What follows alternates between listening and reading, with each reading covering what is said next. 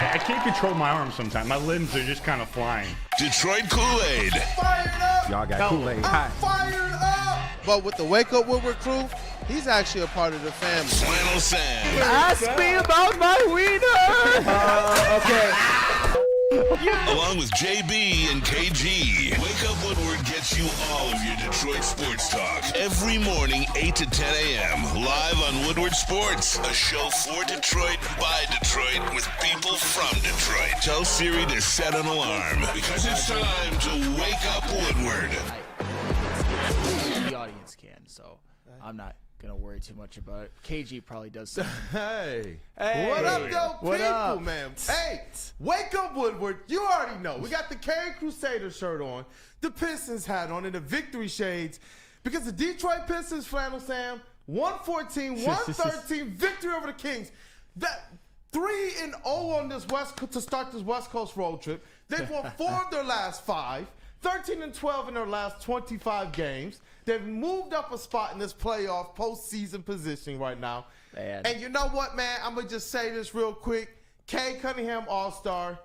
Malik Beasley, three-point shooting contest. Jaden Ivey skills competition. Ron Holland, Rising Stars Challenge. Get these Detroit Pistons to All-Star Weekend. It's getting to the point, Woo! honestly, and there's a lot more to this game than just Cade, to where it's not even a question. I'm not even worried that he's not going to get it anymore. It's just a foregone conclusion. It's getting to the point where if for some reason that he didn't, I think the entire national NBA media would riot. That's how good he's been playing. That's how just much he's earned it. I'm not even worried anymore. I don't even have my chip on my shoulder about it anymore. It's just going to happen. It just is. Well, you know what, Flannel? It's the holiday season, and I brought some stats as a gift for you. Yay! For My you. favorite. But, y'all, welcome to Wake Up Woodward. Thank you guys for choosing to kick off the day with the WUW Crew. Chat family, as always, you guys are the most important part of this entire thing. So go ahead and smash that like button. Let's run those lights up. Holiday season, Pistons winning. Lions about to exact revenge. Ooh, I can't wait for Monday night. But we got to break this down. We also had some other good news. What a day to have Flannel Sam, the Red Wings correspondent, on, because we got to talk about Lalonde's gone. But that's in the next segment. Shout out to our brother Matthew Broder.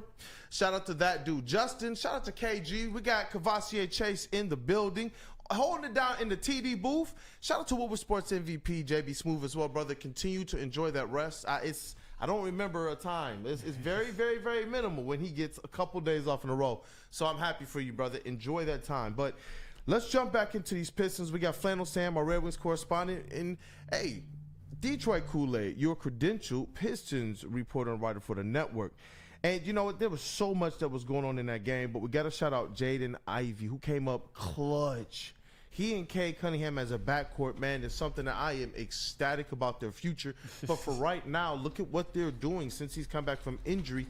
They've definitely, both of them have put up some good stats. Both of them averaging about 40-plus combined as a backcourt. And the assist numbers and the rebound numbers are off the charts there as well. And Jaden Ivey to get not just that game-winning and 1-3, but also the layup to set up that opportunity.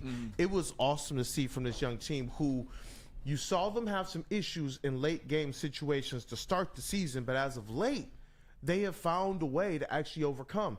Not just with Cade Cunningham, but other people as well, like Malik Beasley, Jaden Ivey. Yeah, and Sacramento, they're a team that isn't playing very well, but they're a talented team. They've got guys like De'Aaron Fox and DeMar DeRozan, Keegan Murray, Malik Monk. This is a talented squad, and they got up on the Pistons at halftime by 15, at the end of the third quarter by 14. And it says a lot about this young, growing Pistons team with a couple of nice veterans sprinkled on in, that they didn't quit, that they were able to mount that comeback. And as you said, Kool-Aid, how many times at the beginning of the year did they seem to struggle in those fourth quarter situations? It probably cost them some games early on in the season, but they're making up for it. They're making a comeback when it was 15, when they were 15 down at the half, I'm not going to lie, I thought it was probably over. And not that because I didn't believe in them, but because it's a heck of a task. But you saw Cade Cunningham make another all-star statement. You saw Malik Beasley. He's my sixth man of the year. Man. I don't care if he's not going to win it. He's my sixth man of the year. And Jaden Ivey, man, with the 4-point play game winner. Are you kidding me? Are you kidding me, bro? Are you kidding? Bro, dog, I'm pumped up because We sat here and we told you guys about a month and a half ago, you can rewind the tapes to buy in then. We said, buy in. This team is exciting. They're doing some things you can just tell. This squad's different, and JB Bickerstaff, as well as the work that Trajan Langdon and Cole have done, it's put this Pistons team just a step ahead. And somebody said we titled one of our Woodward Pistons segments, Detroit Pistons are for real. And they're like, they for real and they still under 500? Look, man, within the context of things, after this team has figured something out, now you're looking at a squad that is above 500 since the first 4 games of the season. Yeah. And I do believe for a team that only won 14 games all of last year, 17 games the year before that, when you have 14 right now and you're in playoff positioning and the teams around you have a lot more questions than you do, then yes. Yeah. And you got to think about it. What did you just lead with? One of those aspects of them knowing, man, we dropped games. There was a couple games you could say they dropped directly related to free throws, which is crazy. And if you got those 2 back, guess what, man? This record is above 500 right now. And that's the thing with this Pistons team. And some of these stats here, just shout out to Cade Cunningham. Get this man to the All-Star game. Yes. He is the only player in the NBA this month averaging 25-plus points per game and 10-plus assists per game. 25.7 points, 6.3 rebounds, 11.2 assists per game for Cade Cunningham. And you know what? Am I the only one that's a fan of like sideline JB Bickerstaff? No, like, it's a complete vibe. Like, of course, like my gosh, like to see somebody fighting for his guys, to see somebody challenging calls, to see somebody like being at the games and being able to hear his voice a little bit better than you might on the broadcast. It's like you hear him. And some of the stuff that leaks through, like they were playing the Lakers and AD did that whole and Malik Beasley was like, it ain't just you don't get a foul, just you go Yeah. Do you hear the other guys? Do you know whose voice is the loudest? JB Bickerstaff was like, that's soft. That's soft. I was like, you know what? Dog, coach, let's go. And these players are picking up on that type of stuff, and it's resonating. And one of the things people said was they talked about, well, can he make the in-game adjustments? And I said, he went out there and he brought in Kevin Burleson and he brought in Luke Walton, 2 guys who have very, very high IQ basketball minds, offensively especially. You look at Kevin Burleson, you go and you tap around and people will tell you, no, that dude's basketball mind, he's on, I've heard someone say genius level. But obviously you got to go through the ranks. And that's what he's doing right now. At the high school level, he did pretty good. And at the pro level, he's been doing pretty good as well. And just kind of talking to some of the players and asking, Kevin Burleson he's one of those guys making an impact. Luke Walton is making an impact, and JB Bickerstaff making an impact for these Detroit Pistons, man. And just to put this in context, as you talk about the halftime lead, the Kings led 75-57 with 8:49 left in the third, 93-77 with 10:44 left in the third. Yeah. But the Pistons closed the game, the last 5:30, on a 24-13 run, started by Cade Cunningham 3 and capped by Jaden Ivey and 1-3 to win the game. You love to see it. You love that big comeback towards the end of the game. I believe they were even down by 10 with like a little bit over 3 minutes left as well. It's incredible the way that they were able to win that game. And one thing that I liked, and I know we universally will love this one. Did you see how many free throws Cade Cunningham shot? Talk to me. 12. To me. Is he getting the calls now? Is he getting that star treatment now? I'm not gonna hold my breath just quite yet, but I told you at the beginning of this show that it's getting to the point where Cade Cunningham being an all-star or not is not even a question. I'm not worried. I think it's a foregone conclusion. And the way that he's been playing, the way that just with winning player of the week, with putting up those insane stats in the month of December, he's taken his game to an even greater level. And now the Pistons, they're winning. I get it. They're still 14-17, but I didn't even think about this. They're at 14 wins, and it's not even 2025. And last year they had 14 total wins the whole season. That's a very nice symbolic thing that just happened. Get the 14 wins before 2025. And it's like, look, shout out to Jaden Ivey, his last 5 games, because I think the rumors of his demise were greatly exaggerated. Even before this game, Jaden Ivey has averaged 16.6 points per game, 4.8 rebounds, 3.2 assists in his last 5 games. He's just doing what he's supposed to be doing. That's about what you want next to a guy like a Cade Cunningham. A guy that can he get you 20? Yes, he can get you 20. He's not crying for any more looks. He will take them if they're there. He's that fire and ice, that downhill action and energy that we needed next to Cade. we're seeing him do that. That was one of the shots he hit before the and 1-3. Several times in the fourth quarter. Downhill action with Jaden Ivey off of Cade Cunningham, pick and roll, right? The screener gets some type of extra help. They try to trap Cade. He passes over to Jaden Ivey, who's at the top of the key and has a clear lane because the defender is trailing him now. That play works like butter. The fact that JB Bickerstaff is putting him in position to be able to utilize that down the stretch was brilliant because then as the Kings, you have to think and measure against your aggressiveness. Do you want to put him at the lane or do you let it go and you live to play another play because you're already leading? It was perfect. He put the pressure on the Kings, and honestly, he broke them. You listen to the Kings, you listen to the coach, and you listen to De'Aaron Fox after the game, and it's just like, you know what? I think that they were a little bit perturbed. That one knocked them off course. And Kiazi, I see you. He says, I'm happy for Kool-Aid. He's really stuck with this team, even when they were super trash. Way to hang in there. And I'm telling you, there's a whole lot of people here, like Flannel 2, who stuck in there while this team was trash. But you're right, man, like covering this squad the last 4 years, going to the games and being consistent and knowing that you see something there, but that they hadn't quite uncovered it. It was depressing for those players, those young players. Like now to see them in this position with JB Bickerstaff and the swag that guys like Tim Hardaway and Beasley have brought to this squad and just Cade absolutely balling. This right here is the start of something. I'm going to tell you guys again. Buy in to these Detroit Pistons. They're looking to either buy to help themselves or get draft picks while they're still climbing up the Eastern Conference charts. That's a great position to be in. Not few teams find themselves in that position. When very few teams. Yeah, very few teams. And you know what? It's funny that you said that the Sacramento Kings were perturbed at the end of the game and with how they were. Obviously, they should be. They came back on. They probably feel like they let one slip away. But the Sacramento Kings, it's funny how, and this isn't a Kings hate segment. It's just funny how things work. Just as quickly ago as last year or the year before, they were really like a hot upcoming team. They took the Golden State Warriors to 7 in the playoffs. Yep. And this year, with a healthy De'Aaron Fox, with a healthy Sabonis, although he didn't play last night, and the addition of DeMar DeRozan, their ascension went from there to there very, very quickly. And the Detroit Pistons went from 50 feet of crap and below that to you just love to see it. You love to see it. You do. And there's some super chats here we got to call out. Jerry Alexander, $4.99 super chat. The 2024 Detroit Pistons starting to look like the 2024 Detroit Tigers.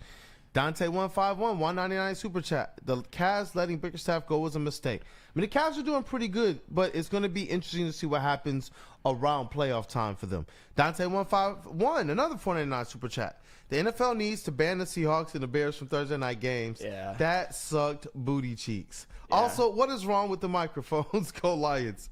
I don't know, man. But you know what? When I'm looking at these Detroit Pistons, man, and just where they are right now, that's where sometimes I'm like, yo, I kind of want to see them buy.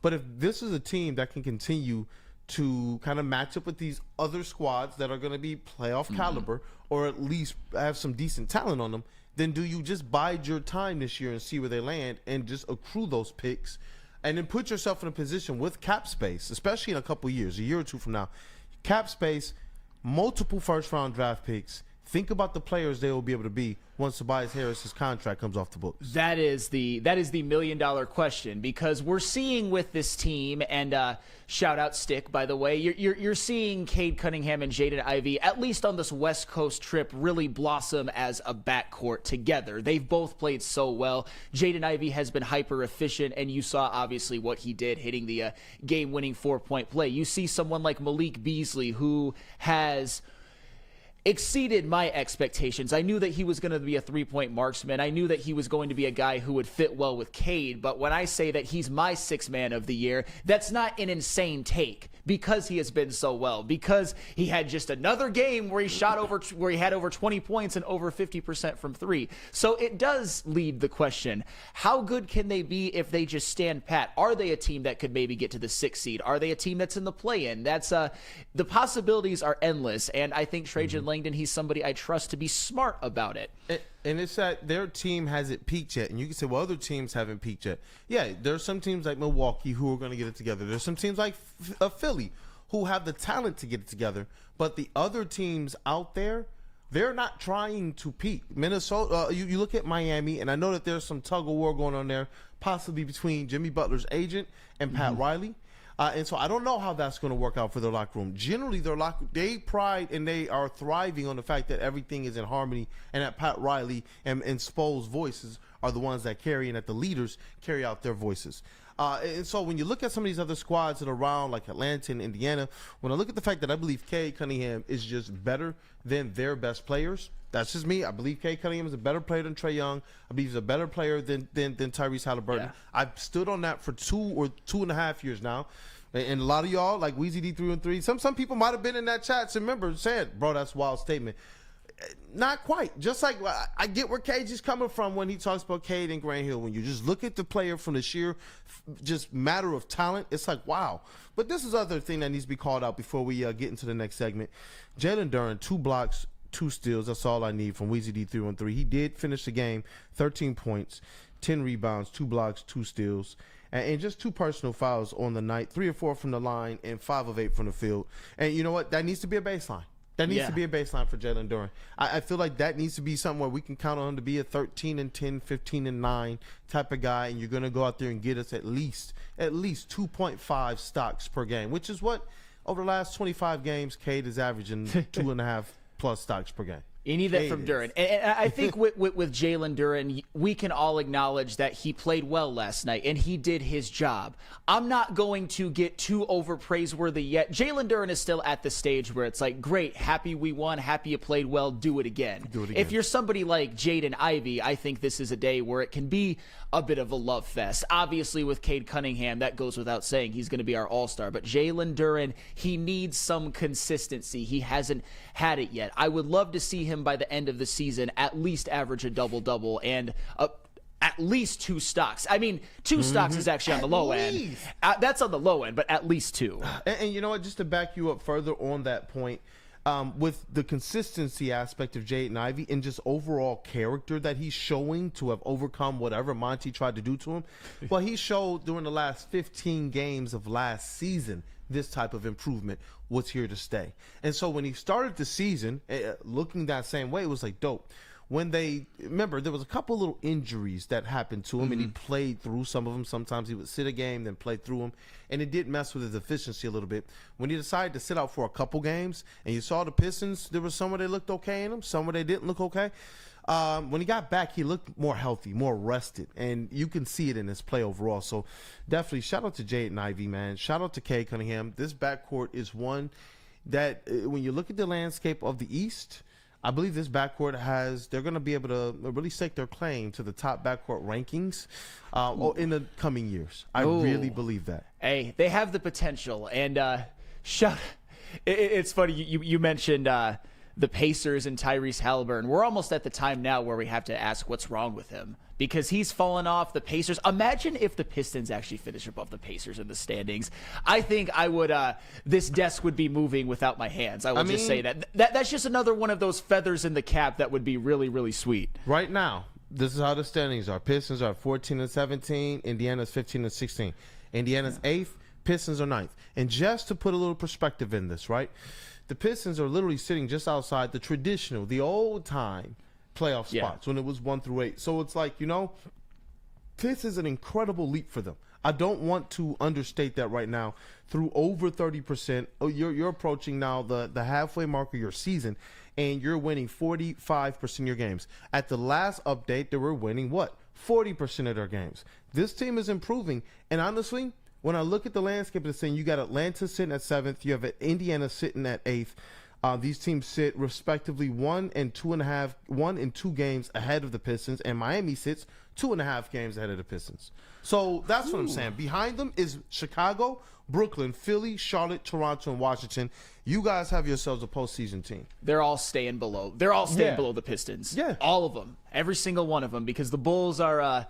They're a pesky team that really doesn't know what they want to be, but they've lost 3 in a row as well. But speaking of teams that are losing, look at that smile. Detroit Red Wings. But they did something that needed to be done. And I know the other shows got a chance to react in real time, but us at the WUW Crew are going to react as well today. But tell us about Second Best Bar. I will. Want to know where the best pregame Lions party is for the Monday night game against the 49ers on December 30th? You guys want to be there because this one is going to get a little wild. You got the heavyweights holding down this pregame.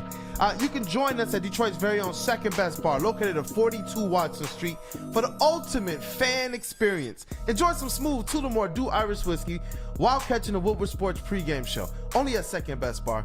Come get some. Life is just better when the Pistons win.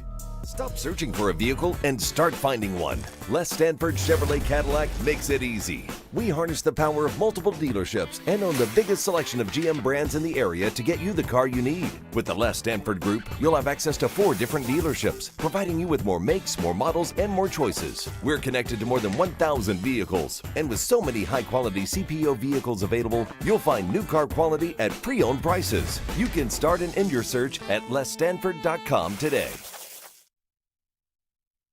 At Planet Fitness, you can get everything you need for just $1 down. Try out Planet Fitness and dang, they got lots of equipment. Not me getting a Planet Fitness membership just for the 24-hour perk. Hey, y'all better get on these free fitness training sessions from Planet Fitness. Did y'all know that the PF app has workouts you can do at home? Cheapest therapy I can find is Planet Fitness. Join Planet Fitness today and get everything you need for just $1 down. $15 a month, cancel anytime. Deal ends Thursday, July 18th.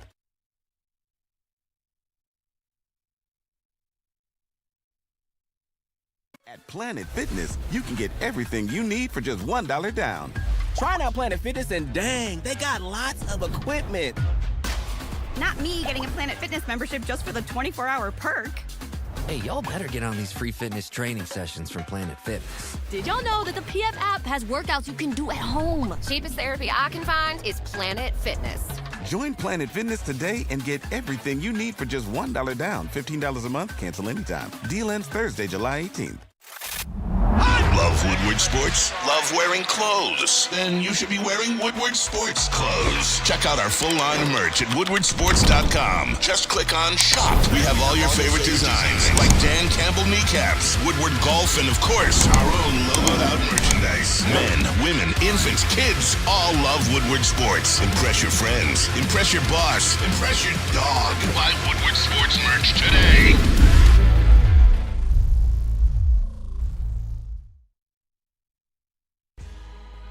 Hey, what up, though, people? Welcome back. It is Wake Up Woodward. We just got done talking about those Detroit Pistons, and hey, KG is in the building. What up, though, KG? Not the morning I wanted to walk into, but you can't keep a good brother down for too long. That's all I can say. And I know we got to talk about these Red Wings, and I can't wait to hear from Flannel, but just quickly on the Pistons, bro, because I know that you walked in, and Pistons is your passion as well. What up, though, KG? Yeah, man. I mean, Pistons overall, like, they had to come back win last night. Didn't get a chance to tune into all of that game, but you just proud of the perseverance of this team. Now sitting at 14-17, man, 14 wins before the new year, like Sam pointed out. I'm so happy with the development of this team and how they're playing defense, how your young guys are coming along, the evolution of Cade Cunningham. We are getting a consistent Jaden Ivey, and some of your vets are stepping up, man, and that's all that you can really hope for right now, man. So shout out to the boys. I'm really happy they got that come from behind victory last night. Dope, man. Yeah, and it's just, you know what, bask in the glory, just a little bit more of that victory last night. And it's not just what that win is. It's 4-5. Winning 4 of your last 5 games is starting this 4-game West Coast road trip 3-0, knowing that in the past you could just chalk those up as all losses. But hey, at least, you know, the attendance and the media aren't trudging out in the cold. Like, you know, I used to look at those West Coast road trips and be like, why are they doing that? Now that I'm on this side and you see how many people don't have to go out in some of the coldest parts of winter, you're like, man. And now that the Pistons can actually win during that time, it's like, hey, win. But a team that, I don't know, is this a victory shades type of a moment? You know, Derek Lalonde, for some people, they're calling it a win, even though the Detroit Red Wings have looked far from a winning team this year, man. Yeah, I don't think this is a victory shades day quite yet because I want to see how they respond. But it was the move that had to be done. The Detroit Red Wings fired their head coach Derek Lalonde after starting the season 13-17-4. One of the worst teams in the Eastern Conference. They don't really do anything well. 4th worst in the NHL in goals scored per game after being top 10 last season. 2nd worst in PK percentage and 8th worst in goals allowed per game. They were just a bad team that looked like they really weren't playing for their coach. Like Lalonde had lost the locker room. Like the system that he was trying to run wasn't really working, didn't really have the perfect personnel for that or anything. It was a bad situation. And what the Red Wings did to replace Derek Lalonde was they went after Todd McLellan, which is, he's pretty much the polar opposite of Lalonde in this respect. Derek Lalonde, when he got hired, he was that hot assistant. He was an assistant with Tampa Bay when they won a couple of Stanley Cups. He knew Steve Yzerman. They had a relationship, but he had never coached an NHL team. Todd McLellan is the polar opposite. Todd McLellan has coached 9 teams to the playoffs. He's coached 3 different franchises to the playoffs. His first 6 seasons with San Jose, they made the playoffs, and in 3 of those seasons, they were actually a really good regular season team, and in 2 of those seasons they made the conference finals. So Todd McLellan has postseason experience in droves, and in some of those seasons where he was a head coach, especially in those early seasons with San Jose, they were a really high-flying scoring team, which is what I think this Red Wings team potentially could have the personnel for if they are used more correctly. So I like this move. I hope that it can be something that injects life into this Red Wings team. I would really love to see them win at home versus Toronto tonight. That is the perfect kickoff to the Todd McLellan era. Even if in the grand scheme of things it doesn't mean too much, go beat Toronto tonight. Go beat Toronto tonight. Yeah. Go score some goals and just inject some life into this lifeless team this year. And I know we want to see that type of impact right away, but just, do you have the feeling that this is a coach that at least over the long term, or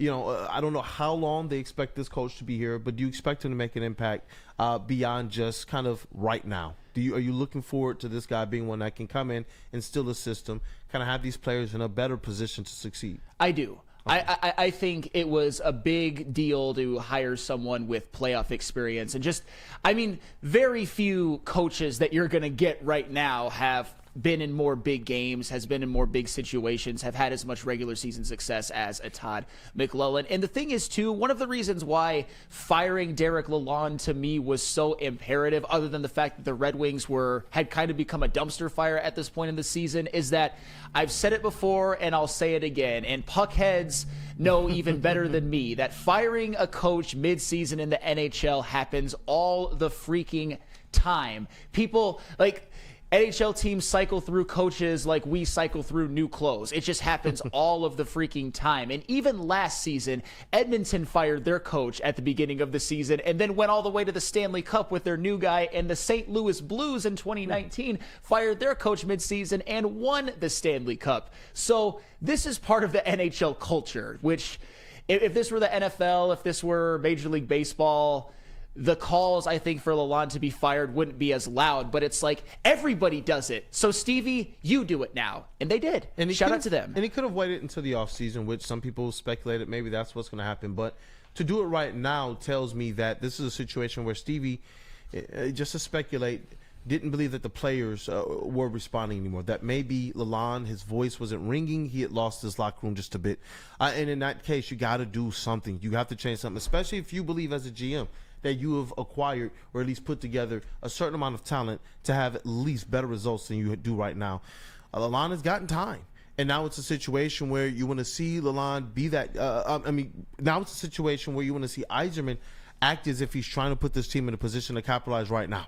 Yeah. Right now. What all can you get right now? And to me, this move signals something like that. Yeah, and I think another thing that the Red Wings were potentially in danger of running into if they would have just kept Lalonde and let it play out for the rest of the regular season is you've got some young guys who are coming up and seeing their first NHL experience, like a Marco Kasper, like an Albert Johansson. You're going to see Nate Danielson probably pretty soon. Hopefully Axel Sandin Pellikka soon as well. He's somebody that we're all really excited about. And you want a coach who is going to get the most out of those guys. I'm not necessarily saying that Derek Lalonde didn't, but I haven't necessarily been overly impressed with a Marco Kasper or an Albert Johansson. I'm not saying that they can't play. I'm just saying that this was a team that really didn't have a good offensive system. They were terrible 5-on-5. They were way underachieving, I think, their talent, even though some of their offensive talented players like the Kops and the Kampfers and the Rasmussens, I don't know if they're ever really going to be anything useful at this stage of their career beyond just being somewhat serviceable at times. But still, Derek Lalonde, he just, at least this year, it's like the team forgot how to play offensive hockey. And that's inexcusable given at least the amount of high-end talent. There's still Lucas Raymond is still there. As much crap as I've talked about him, Alex DeBrincat is still there. Dylan Larkin is still there. And I'm not saying it was their fault, but this is a team that is going to need to outscore people. And Todd McClellan has, at the very least, had experience running hockey teams that have been high-flying offenses. I know talent isn't exactly the same, and those San Jose teams were very, very talented, but still, this is the move that needed to be made. But I'm wondering what the talent is, because what I do know of the Red Wings, not the most completely dialed in, but the players that I do know, I'm just like, are these guys being underutilized? Are these guys being put in their position to take advantage of? I believe that they're clever. When you see guys like Raymond, when you see guys like Dylan Larkin, that's when you realize, hey, when Dylan Larkin went out those 7 games last year and the Detroit Red Wings absolutely imploded, you don't want to see a team do that. And I think the large part of that was due to Lalonde having no creativity on the offensive side to overcome that type of a loss. But the reason why they were doing so well is because of how special of a talent Dylan Larkin actually is. And that's what I'm saying. Like, I'm hoping that now this team, but you're encouraging me, that this team is now going to be in a position to be able to best take advantage of this young talent, this high-level talent. When you see them out there flying around, it's like they can make all the dekes, they can make all the moves, they can make all the passes. But why don't we see this more consistently? It seems like sometimes when I tap in, it just feels like they're just kind of running through the motions. And I don't quite understand it. When you compare it to the hockey that we all grew up seeing, it just looks like it's lacking some type of creativity, even though you got players that well, yeah, individually and in a vacuum, that's a decent young player. That's a decent young player. You would give that player the contract. You would take that player on the potential.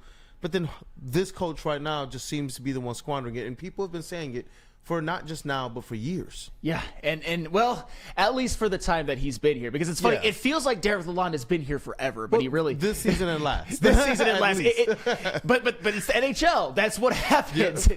Coaches get cycled through like laundry, as I said before. But if I were to make a prediction, although it's not really going out on a limb, I think that this is a hockey team that will...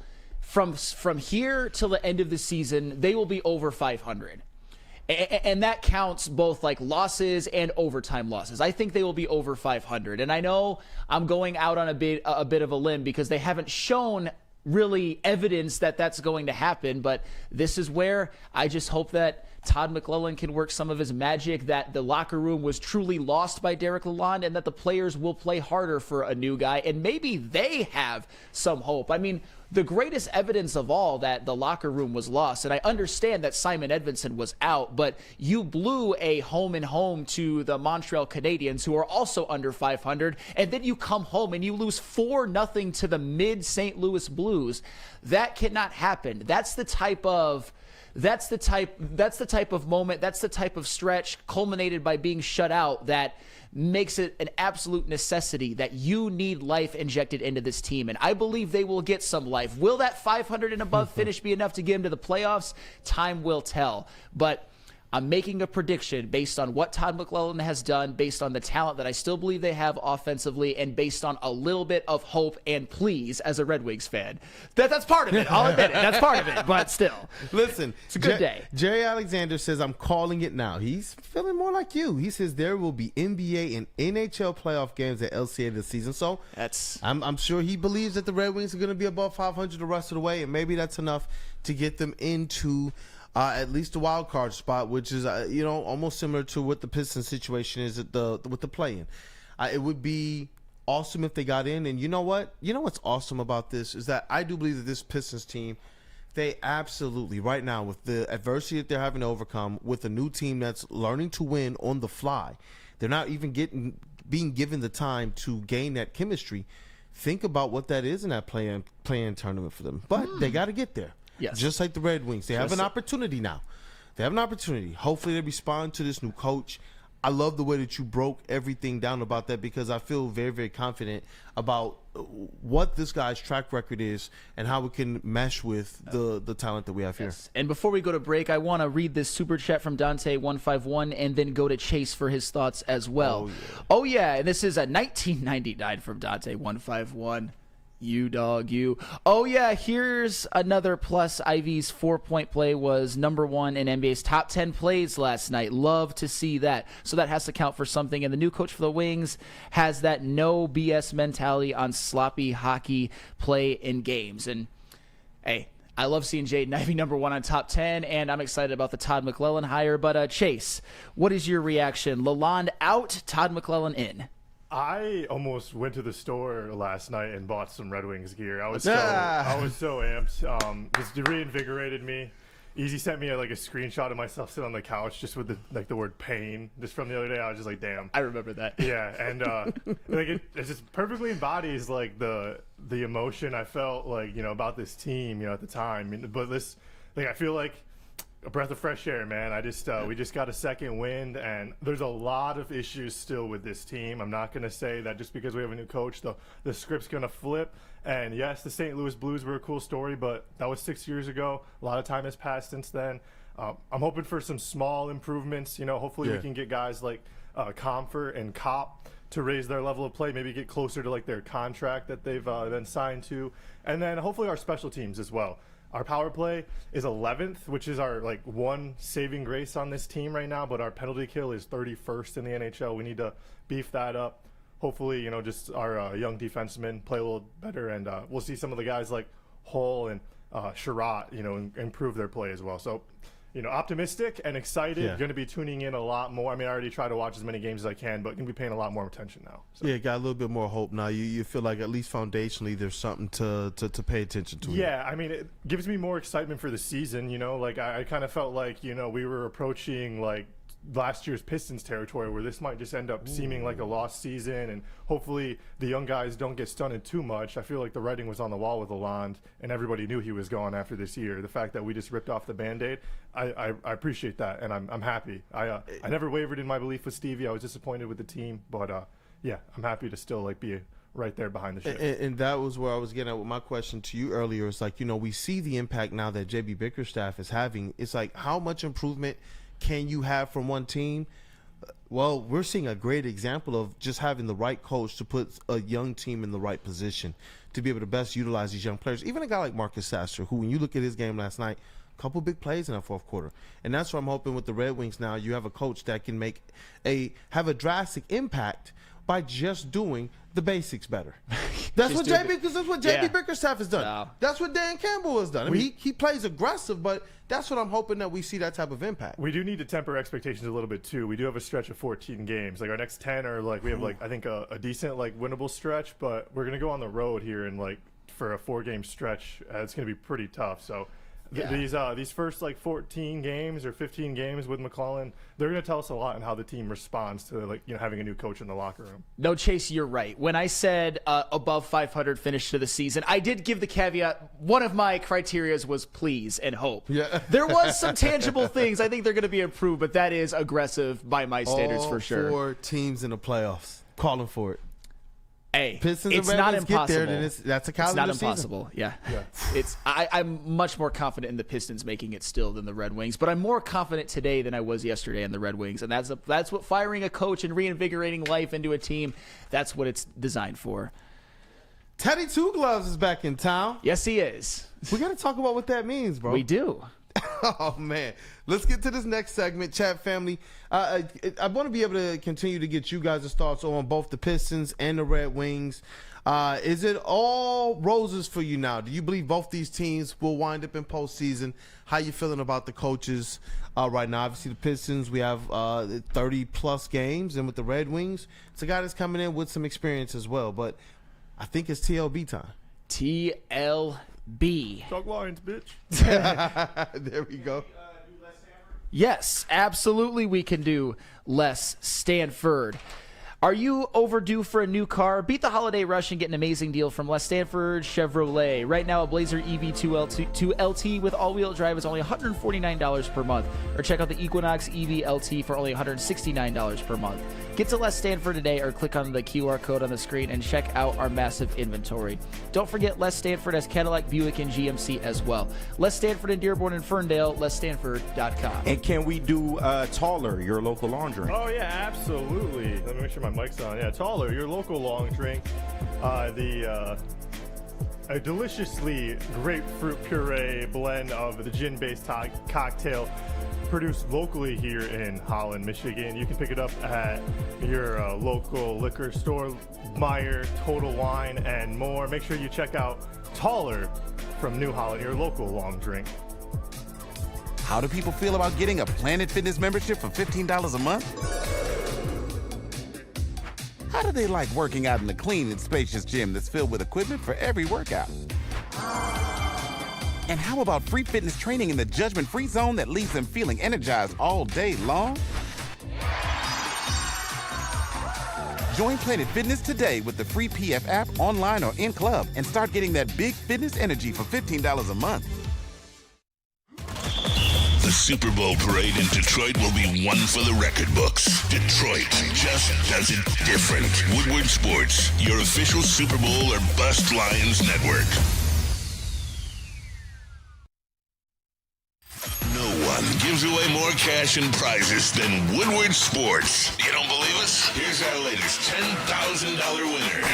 You know, you guys posted, hey, if you guess all this stuff right, we'll give it's $10,000. I'm like, okay, well, why the hell not? And the winning doesn't stop there. How about our Outkick Your Coverage winner? Let's give it up for David Tully, everybody. David Tully. This guy's got a hot girl. Bigger prizes, bigger giveaways, cash, merch, tickets, and more. All from the biggest sports network in Detroit.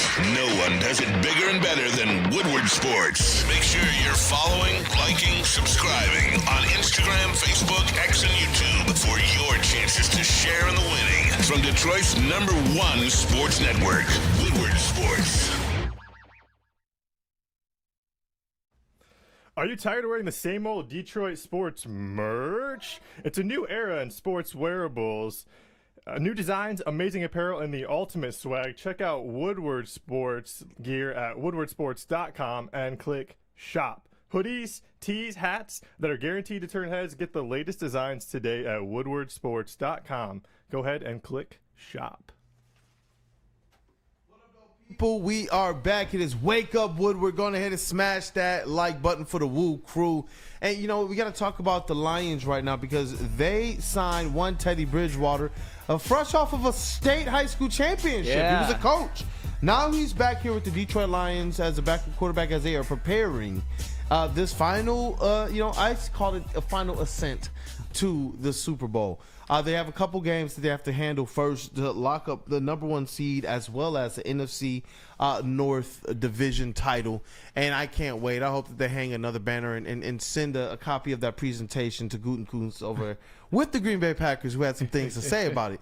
And you know what? I understand because the division is going to be ours for some time. But the news at hand, it's Teddy Bridgewater re-signing with the Detroit Lions out of nowhere. This is something that I just didn't expect at all. Obviously, with Jalen Reeves-Maven back, the Lions waived David Long Jr., creates a roster spot. They're able to pick him up. And you know what? Our social account, I believe it might have been Travis who posted this. I love this statement here because when you talk about the intrinsic value, and I agree with you. With the CJ-GJ stuff, the pinnacle was the fact that we know what they're saying he's supposed to be bringing in the locker room and the experience and whatnot, but he wasn't performing on the field. But with Teddy Bridgewater, we got direct first-hand reports from players that said, no, he's actually helping to make a big difference, and we saw it coincide with the improvement of one Jamison Williams. So Detroit Lions wide receiver Jamison Williams had this to say about Teddy Bridgewater. This was back in August via Fox 2 News. Shout out to Dan Miller. He says, Teddy came in, and he got my mind so focused on what I needed to do. I was in a wrong place. Teddy came in and he helped me so much, man. He just came in and told me, you do this, you do that, how to do it and how to do this. He just helped me in a lot of ways, man. Off the field, I couldn't even explain how much he helped me. I think that was maybe the turning point. And now they got him walking back into Allen Park, man. Yeah, and that obviously being a mentor to a Jamison Williams, who obviously at the time probably needed some guidance from a veteran player, that's huge. To me, honestly, though, I think on the football field, and obviously we hope Teddy Bridgewater never takes a snap with the Lions. Never. It's a nice example to me of keeping up with the Joneses a bit, and I think it was necessary that the Lions did this because we're talking about a team in the Detroit Lions that has had a lot of injuries. Again, knock on wood, because the player that Teddy Bridgewater would have to replace is someone we certainly don't want to see the Lions lose. Again, knock on wood. I know I'm doing this obnoxiously, but I'm putting things out there that I wish that I didn't have to. My point is that when you look at a lot of the other contending teams in the NFL, the Buffalo Bills, their backup is Mitch Trubisky. We can point and laugh at Mitch Trubisky all you want, but as a backup, he is somebody who has won a lot of games in the NFL. He actually was the quarterback on the Bears team in 2018 that made the playoffs. I'm not saying it was all because of him, but as a backup, you want somebody who's proven that they can win games in the NFL and step in. The Chiefs have Carson Wentz. Similar situation. The Eagles have Kenny Pickett. Again, you can point and laugh at Kenny Pickett, but he did quarterback those Pittsburgh Steelers teams to the playoffs. I'm not saying that he had a big part of it, but he's a backup for a reason. The Rams have Jimmy Garoppolo, and the Commanders have Marcus Mariota. And prior to Teddy Bridgewater being there, the Lions had Hendon Hooker, somebody who we like his talent, we like his upside, but hasn't done a damn thing in the NFL. Literally nothing. Just a couple of snaps in garbage time. And I'm not saying that Teddy Bridgewater, this is the most ideal. He's coming in after being a coach at Miami Northwestern High School or something like that, and coming in cold. Shout out to the champs. Shout out to the champs. But he was in the system all last year. He's a veteran. I don't think the learning curve is going to have to be too steep. So if in the instance that the worst thing ever happens, I would rather have a Teddy Bridgewater out there than a Hendon Hooker, at least for this stretch run. And that's why he's so valuable to me. Yeah, and you know what? And because obviously we have to cover what impact this means to the roster as it relates to the field of play. And Dan Campbell was definitely, we made sure to say, hey, listen, we still believe in Hendon Hooker. This is not an indictment on him. But it's just, in my opinion, reinforcements. And you have a guy that is already familiar with this room. You have a guy that's already made an impact in this room. And if you're going to have a player that is, knock on wood, if he has to step on the field, you know that he can handle what needs to be handled. But if not, what type of impact is he making? And we know this, that quarterback room, it underwent a lot of remaking over this offseason. Sudfeld and Bridgewater were gone effectively. And we understand that what these players meant to Jared Goff and to J-Mo. Bringing back Teddy Bridgewater, I look at this not just for the impact that he could make on the field, where it does make me more comfortable now with our quarterback room, but also knowing that he's going to still be paying dividends right now. If there's some aspect, as you're hearing, that, he's obviously going to be able to lend his football IQ and his football mind to the situation too. That's why I absolutely love it. I don't know if it's something where they're looking on the defensive, offensive, or just all around. Hey, Teddy, what are you seeing here? Hey, Teddy, what do you like here and there? But I'm curious to see the overall impact. Who knows if we'll be able to really get a good, clear picture of it. But the fact that Brad Holmes and co. felt like this was a move that they needed to make, it encourages me, man, for this team. It's reinforcements, as you state, as they're gearing up for a big stretch. Yeah, I'm seeing a bunch of people in the chat talk about how he's they're bringing him in to train him to be a coach in the league at some point, at least maybe a positional coach. I hear Jerry Alexander, Teddy Bridgewater going to be the QB coach after Mark Brunell leaves with Ben Johnson. Hey, does that mean Ben Johnson's back next year? I would love to see that, but I'm not saying that Teddy Bridgewater is going to come in and coach right away, but he has had the experience at the high school level coaching a state championship team as a backup quarterback, as somebody who started a lot of games in the NFL. You have that high football IQ. You have the ability to really understand a playbook and whatnot. And I'm sure that he's called some of his own plays in his career as well. So I don't necessarily hate that idea.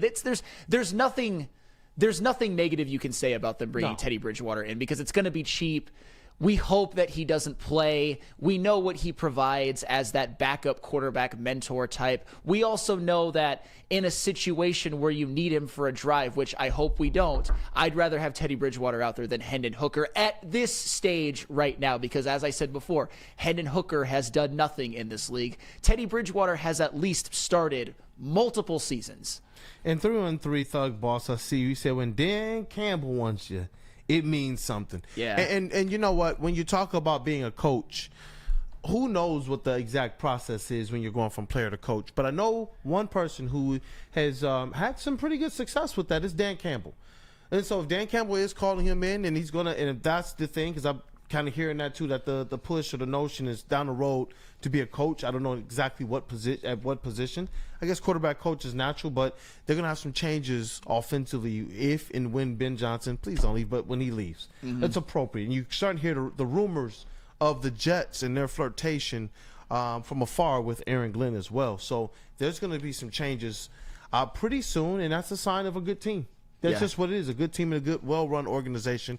But you know what? Shout out to Teddy Bridgewater. It was interesting to see just the reaction all across social media, because sometimes these types of backups, type signings happen, and it's just kind of, man, you know, okay, cool. Yeah. This one, everyone was like, oh, dope, welcome back to the family. And it was interesting to see that type of reception for a backup quarterback who we hope never plays. Yes, and trust me, I've been as guilty as anybody as seeing certain signings and being like, okay, who gives a damn? But with Teddy Bridgewater, I didn't feel that way. That my first reaction was, okay, now the Lions actually have a backup quarterback who has done something in the league, like so many of these other contending teams. You don't know how much you need a backup until you need a backup. Hopefully Jared Goff stays upright for the end of this season for many, many years to come. But we've seen, even recently, we saw Patrick Mahomes go down in a playoff game and Chad Henne have to leave a drive. I'm not saying it's going to happen, and I'm not saying that Chad Henne has had to play entire games,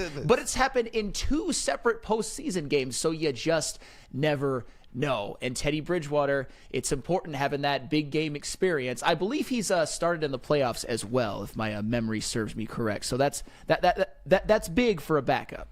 Yeah, and you know what, KG, Teddy Bridgewater, I remember last year when we kind of talked about him as well. They talked to me about it. Obviously, we went over a lot, but Teddy Bridgewater, if there's anything else to add to the conversation, obviously like how the city of Detroit and the people of Michigan are resonating with the person that Teddy Bridgewater has shown himself to be.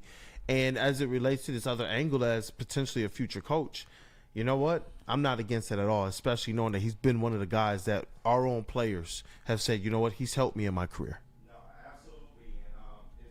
Michael? Oh, yeah. All right, there we go. But yeah, absolutely. And I said this yesterday. I think the end goal for all of this is for him to eventually become a coach in the NFL or a coordinator of some sort. You know, whether it's helping out the Lions or helping out another NFL franchise. But he has a lot of good connections in the building. I felt like this was a pretty easy decision to make.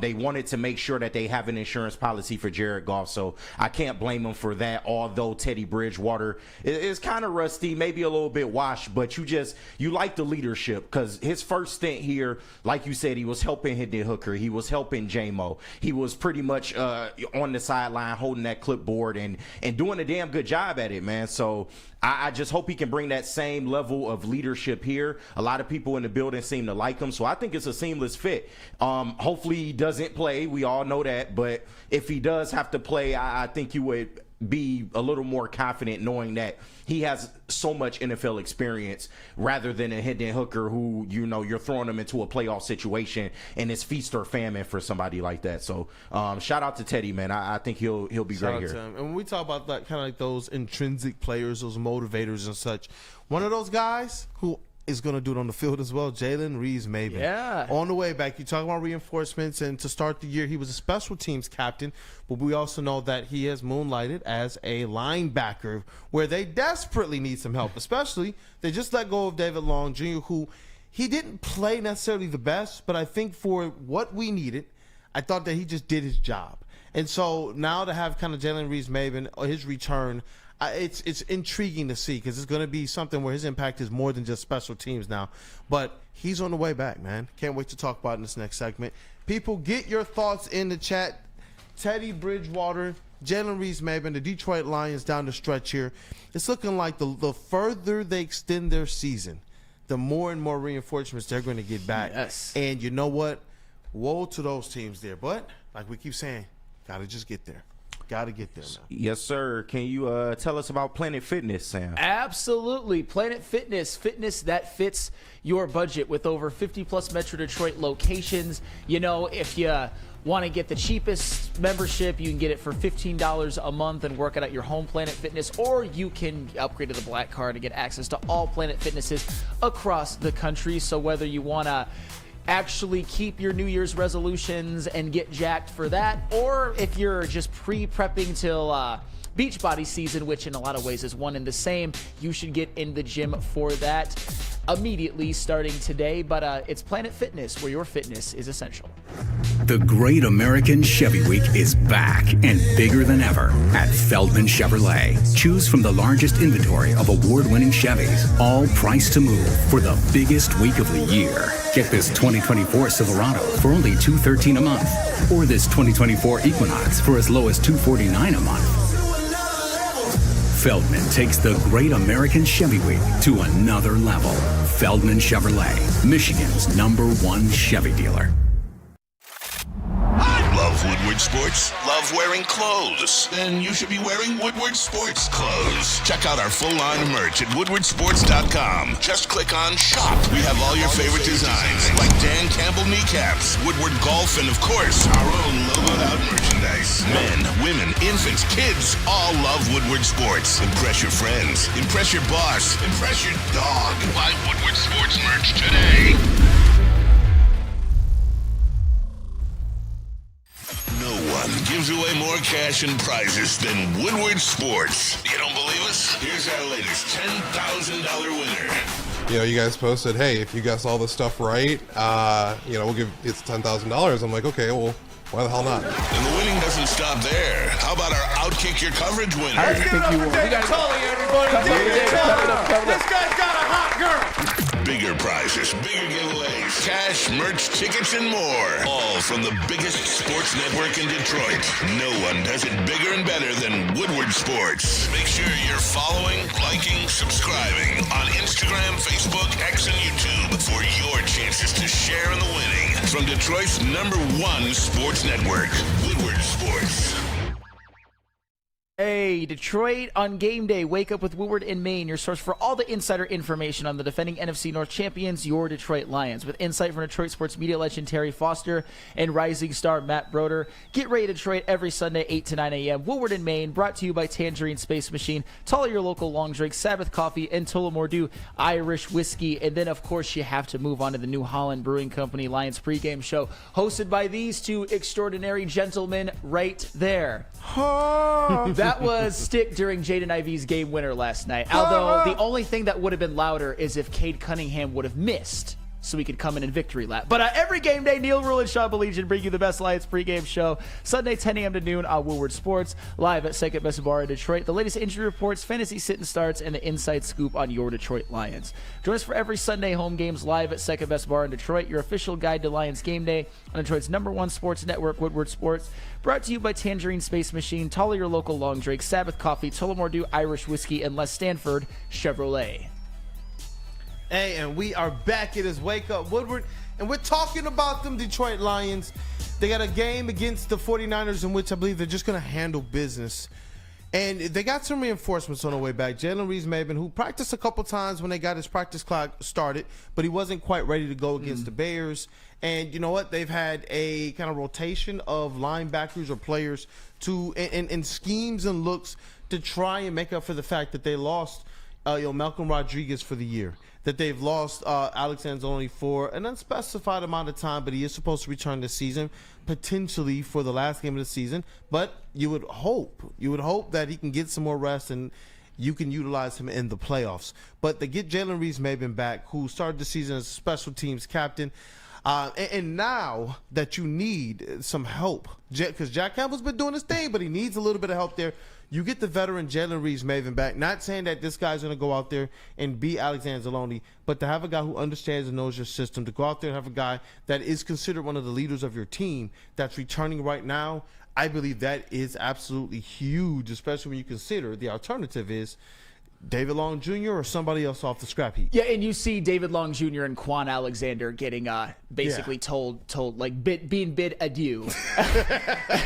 so nothing against them, but I think the whole point is that if you can get Jalen Reeves-Maybin back for, I'm assuming he probably won't play in the 49ers game, because that game, as long as you beat Minnesota, is meaningless. Although winning in San Francisco, especially if Minnesota loses, would be nice. But you could win that without him. Jalen Reeves-Maybin, he's somebody, though, that you're going to want to have back maybe for the last Minnesota game if it's for the division, and definitely for the playoffs, because he has been designated to return. His practice clock has started. I know there was some rumblings of can he play at Chicago. Obviously, he didn't, and that was a good call because the Lions didn't need him. But Jalen Reeves-Maybin is an interesting one. He's somebody that I kind of feel a little bit bad for, because I feel like during these stretches with no Barnes and no Malcolm Rodriguez, Jalen Reeves-Maybin really would have gotten his chance to thrive and be closer to an every down linebacker. But the good news is with Jalen Reeves-Maybin, we've seen him early on in this year and towards the end of last season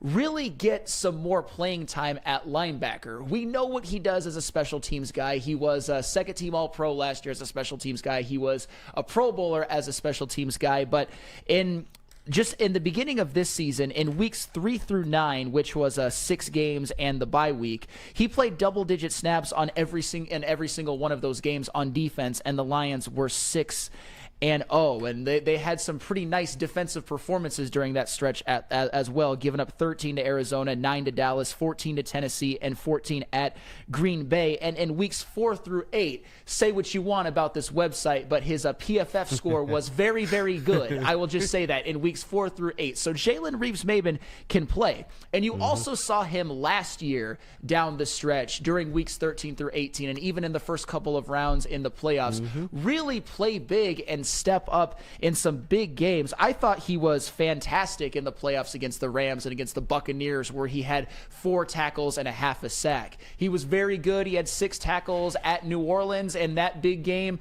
the famous Unky Bruce knocks out Derek Carr game. But Jalen Reeves-Maybin was another big reason that the Lions were able to win. So nobody thinks that Jalen Reeves-Maybin is like your star every down linebacker, although he is a special teams player. Nobody thinks that he's a star every down linebacker on a Super Bowl team, but I do think this team will benefit from having him there, especially when you can clearly see that they used David Long and Quan Alexander to do a job, and when their job was finished, and as guys like Jalen Reeves-Maybin and Alexander Lalonde trickle back in, they are, as I said at the beginning, bid adieu. And, you know, man, these linebackers, that was the unit coming into the season that I was really paying some attention to. I had the most questions about the wide receivers, and obviously centering around who was Jamison Williams going to be, but we were all very high that he was going to be a 1,000-yard receiver this year. And then the linebackers was the one I had questions for on the defense, but from a different perspective, because they didn't make any additions to the linebacking core. Out of all of the different units that they did make additions to, that was the one that they left as is. And understandably so. You see how much depth that they've had at the linebacker core. When you talk about, you know, you're going to start the game with Alexander Anzalone and Jack Campbell, and then you're able to rotate in your Derek Barnes. You're able to rotate in your Malcolm Rodriguez's when you need. And then you go down the list of like your Nowalskis and others even. Like now you're scraping the bottom, and those guys are playing serviceable. But to be able to have a Jalen Reeves-Maybin be able to step in right now, it's just it's honestly, it's like a huge sigh of relief. It's comfort, realistically, because you know that you can expect the veteran to go out there, be in the right places, whether he has the speed or the overall aggression of an Alexander Lalonde.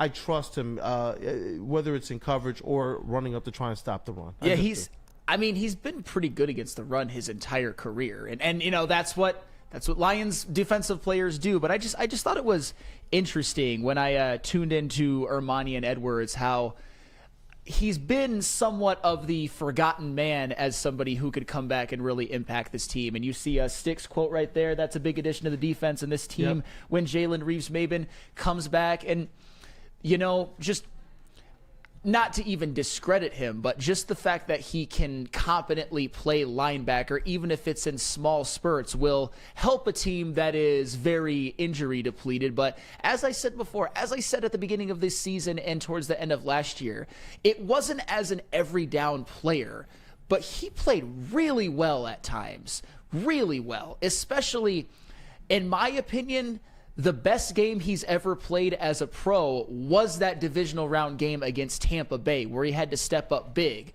And that is a huge moment to really play above yourself and seize the moment. And honestly, if you look at how he played, you look at how the game went, you maybe don't win that game if Jalen Reeves-Maybin doesn't play like he did. And that's the greatest compliment I can give him, because he is somebody who, given the nature of his position, given that he's more of a special teams ace, is going to be a little bit unsung no matter what. Yeah, and I see Tony D in the chat says JRM can cover tight ends and running backs.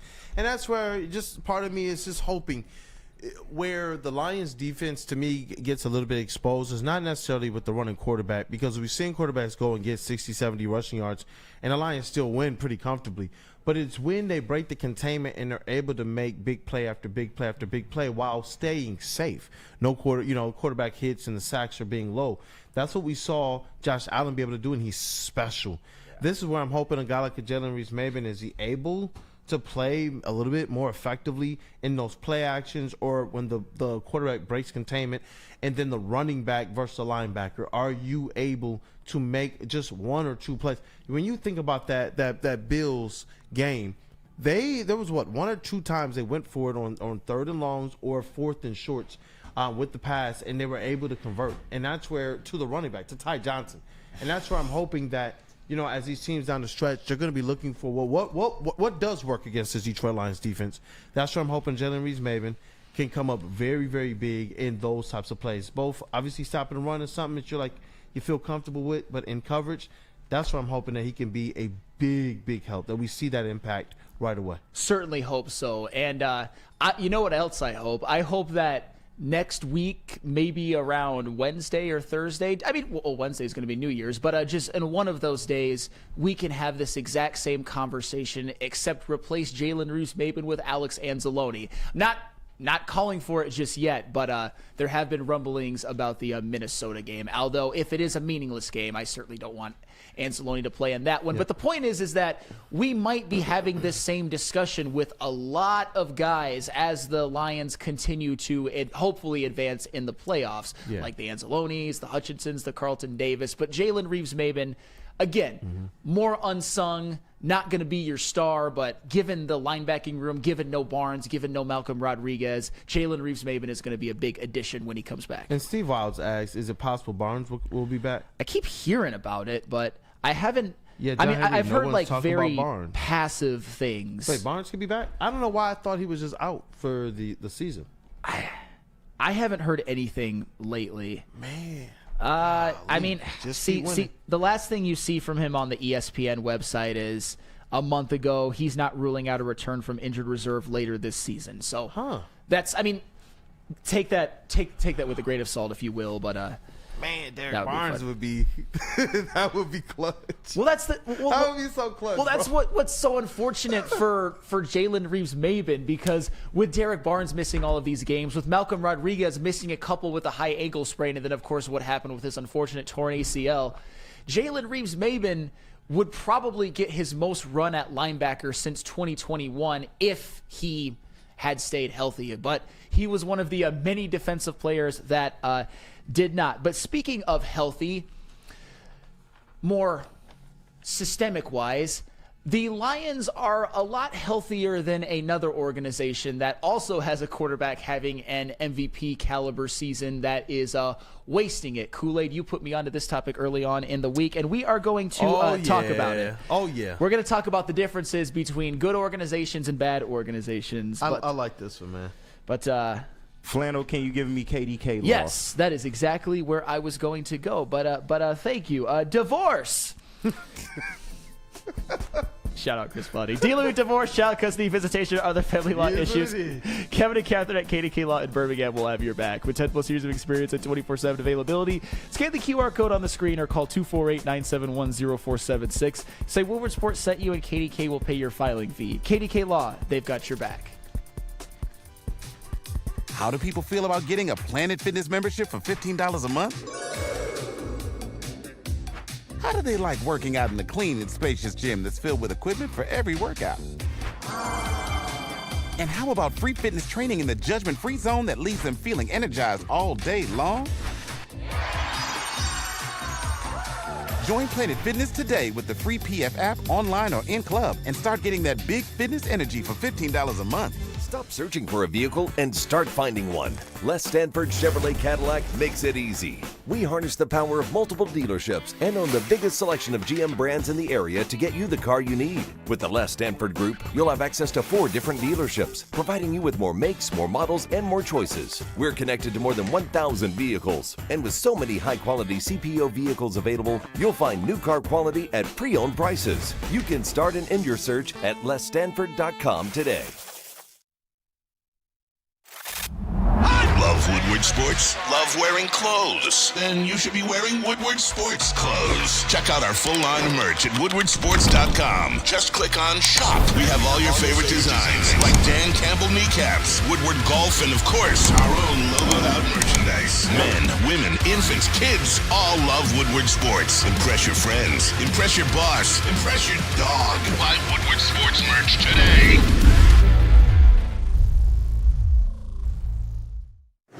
The Great American Chevy Week is back and bigger than ever at Feldman Chevrolet. Choose from the largest inventory of award-winning Chevys, all priced to move for the biggest week of the year. Get this 2024 Silverado for only $213 a month, or this 2024 Equinox for as low as $249 a month. Feldman takes the Great American Chevy Week to another level. Feldman Chevrolet, Michigan's #1 Chevy dealer. Walking Andy Lady James Haircuts for Men today. It's open 7 days a week. Sit back, relax, and enjoy a $20 haircut special, scalp massage, hot lather, neck shave, and a hot towel treatment from one of our talented stylists. All you got to do is scan that QR code on the screen. When you do that, you will get your $20 haircut special coupon today. It's Lady James Haircuts for Men, open 7 days a week. Walk-ins are always welcome. It's wicked awesome. Hey, you know what, man? The Detroit Lions. They're an organization who, though their keywords we're hearing prospects using, we're hearing other organizations and teams and players use them. We're starting to see that their coaches, their positional coaches, their executives are being desired by other organizations, including Washington Commanders, who wanted Ben Johnson. They were on an airplane on their way here in the air when he said, yeah, not going to happen this year. But they still walked away with, I believe, 1 or 2 people from our front office. And you see that they're having a pretty good season right now, kind of emulating more of the Lions' way. But when you look at some of these other teams, they got talent. But for some reason, they're not able to put it all together. And to me, it shows a fine line between just what this Detroit Lions organization is doing right now, led by guys like Sheila Hamp, Chris Spielman, Rod Disner, Mike Disner, Rod Wood, Brad Holmes, Dan Campbell, and we know all the names. They're doing things the right way with what most people say is a little bit less talent. Right? When you look at the Bengals and Joe Burrow, and you line it just Joe Burrow, Jared Goff, most people are going to say, you know what, Joe Burrow is that deal. Yeah. But when you look at what the Detroit Lions are doing right now and their overall success, to me, it speaks volumes to what the organization has done, especially when you factor into just how quickly they've turned things around. Yeah, it's funny because Jared Goff is having an MVP caliber season, as we know, and the team around him and organizationally, they're making it so, along with him, that they are a 13-2 team. Joe Burrow, on the other hand, is also having an MVP caliber season, and they're a 7-8 team, which is impossible. He leads the whole bleeping NFL in passing touchdowns and passing yards, and Jamar Chase is literally on pace to win the receiving Triple Crown. But they're a 7-8 team, and I know they still have an outside shot of making the playoffs, but they could end up going 8-8, 8-9, or 7-10, hell, even, and it's just. It's crazy to think about just why. What makes the Cincinnati Bengals so different and so incompetent? And it's not an easy answer, but to just to give a quick reason first is that the Bengals' defense is just awful. The Bengals are 6th in the NFL in points per game, but they're 5th worst in points allowed per game. And there is a Lions connection as to one of the theories as to why. I often wonder, looking at this season, looking at what happened to the Bengals defense, was DJ Reader really key to everything? Was DJ Reader really the man that made everything go in Cincinnati? Because we all knew that he was. We all knew that it could be a huge loss for them. It was. But they lock don't even him in Detroit and do not let him go. Yeah. And I think the Cincinnati Bengals really wish. I believe if DJ Reader were on this team, that would be enough of a difference for them to at least make the playoffs. I'm not saying that they would overtake the Ravens in the division, but they would be a playoff team. Absolutely. Yeah. That's all you need. That's all you need. But when you also look at this Bengals team, you look back at those teams, like them getting rid of DJ Reader is a theme. Back in 2021 and 2022, they also had a safety by the name of Jesse Bates, who they let walk, who they let go to the Atlanta Falcons, who has since then played the best ball of his life with Atlanta. And Jesse Bates was a huge key to this defense. I mean, back in 2022, the last time the Bengals made a playoff run where they went to the AFC Championship game and lost by 3 at Arrowhead, the Bengals were 6th in the entire NFL in points allowed per game. And they've gotten all the way to 5th worst in just 2 seasons. It's just they've made bad decisions about who to keep and who to pay. And the Detroit Lions, if you're a big help to this team, if you're a Penei Sewell, if you're an Amon-Ra, if you're Aleem, if you're Jared Goff, they're going to lock you up right away and keep you long term. But with the Bengals, they've made some not so great moves. Yep. And you know what? It's interesting when you look at some of the talent that they do have. That's what makes you just scratch your head a little bit. But then when you kind of peel back the layers, to me, it validates just how much more the Detroit Lions are getting things right, the identity of their players. And I saw somebody else in the chat. Let me see if I can find this really quickly because I thought that, the real K77. He said, "Oh, I'm sorry. Your most valuable players provide you wins, not just stats." And that, Joe Burrow is still going to be their most valuable player, and you take him off that Bengals team this year, and who knows what the record looks like. They're a 3-win football team. Yeah, there's certain things that there's certain things that are more difficult to quantify, but what it shows is just how much that organization is squandering what Joe Burrow actually is, and just how much more the Detroit Lions, who purposely and decidedly said, we want Jared Goff. This isn't some cast-off thing. They said that from the beginning. They didn't say that when they were re-signing him to his new contract. They said in the beginning when all of the noise was, what is this Brad Holmes guy doing? What the heck? Wasn't he in L.A.? Didn't he hear all the noise? Well, Brad Holmes must have been one of those guys who was like, these fools think Jared Goff is not a winner? They didn't even put nothing around him. Then they shipped him out of town, then put everything around Stafford, the better quarterback, and then gave him more, or the perceivably better quarterback or better talented quarterback, and then gave him even more. But this organization's consistently stated, we believe that Jared Goff is a winner. We know that he can make any throw that we'd ask him to. We know he can, and then the statement changed. We know he can make any throw, just period. And then we started to see that happen, to see this team, the belief, the faith, these coaches putting their players in the right spots to succeed, drafting properly as well. Yeah. That can't be undersold. This organization is doing everything right.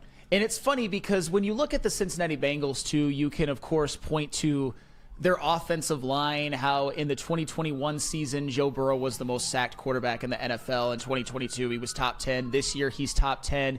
You could look at them letting Joe Mixon go as well, but they've still managed to keep that offense really humming. I mean, Chase Brown is giving you all of the production that Joe Mixon did, at least this year. And despite being sacked so often, Joe Burrow's still putting up numbers, and the offense is still they're putting up numbers. So that's why when people talk about Joe Burrow, the stats don't lead to wins. He's leading the whole bleeping NFL in touchdown passes. Plus, Joe Burrow at this stage of his career is a proven winner. He went to the Super Bowl, and then he went to an AFC championship in a back-to-back season. So I'm going to give him the benefit of the doubt that this organization is wasting a great season by him. I'm going to give that benefit of the doubt, but I have noticed something where when we start to talk about who Goff is as a quarterback, Goff's ability to milk the clock for a win is incredible. Oh, yeah. Goff's ability to make the right plays down the stretch, and you're sitting here like, oh, man.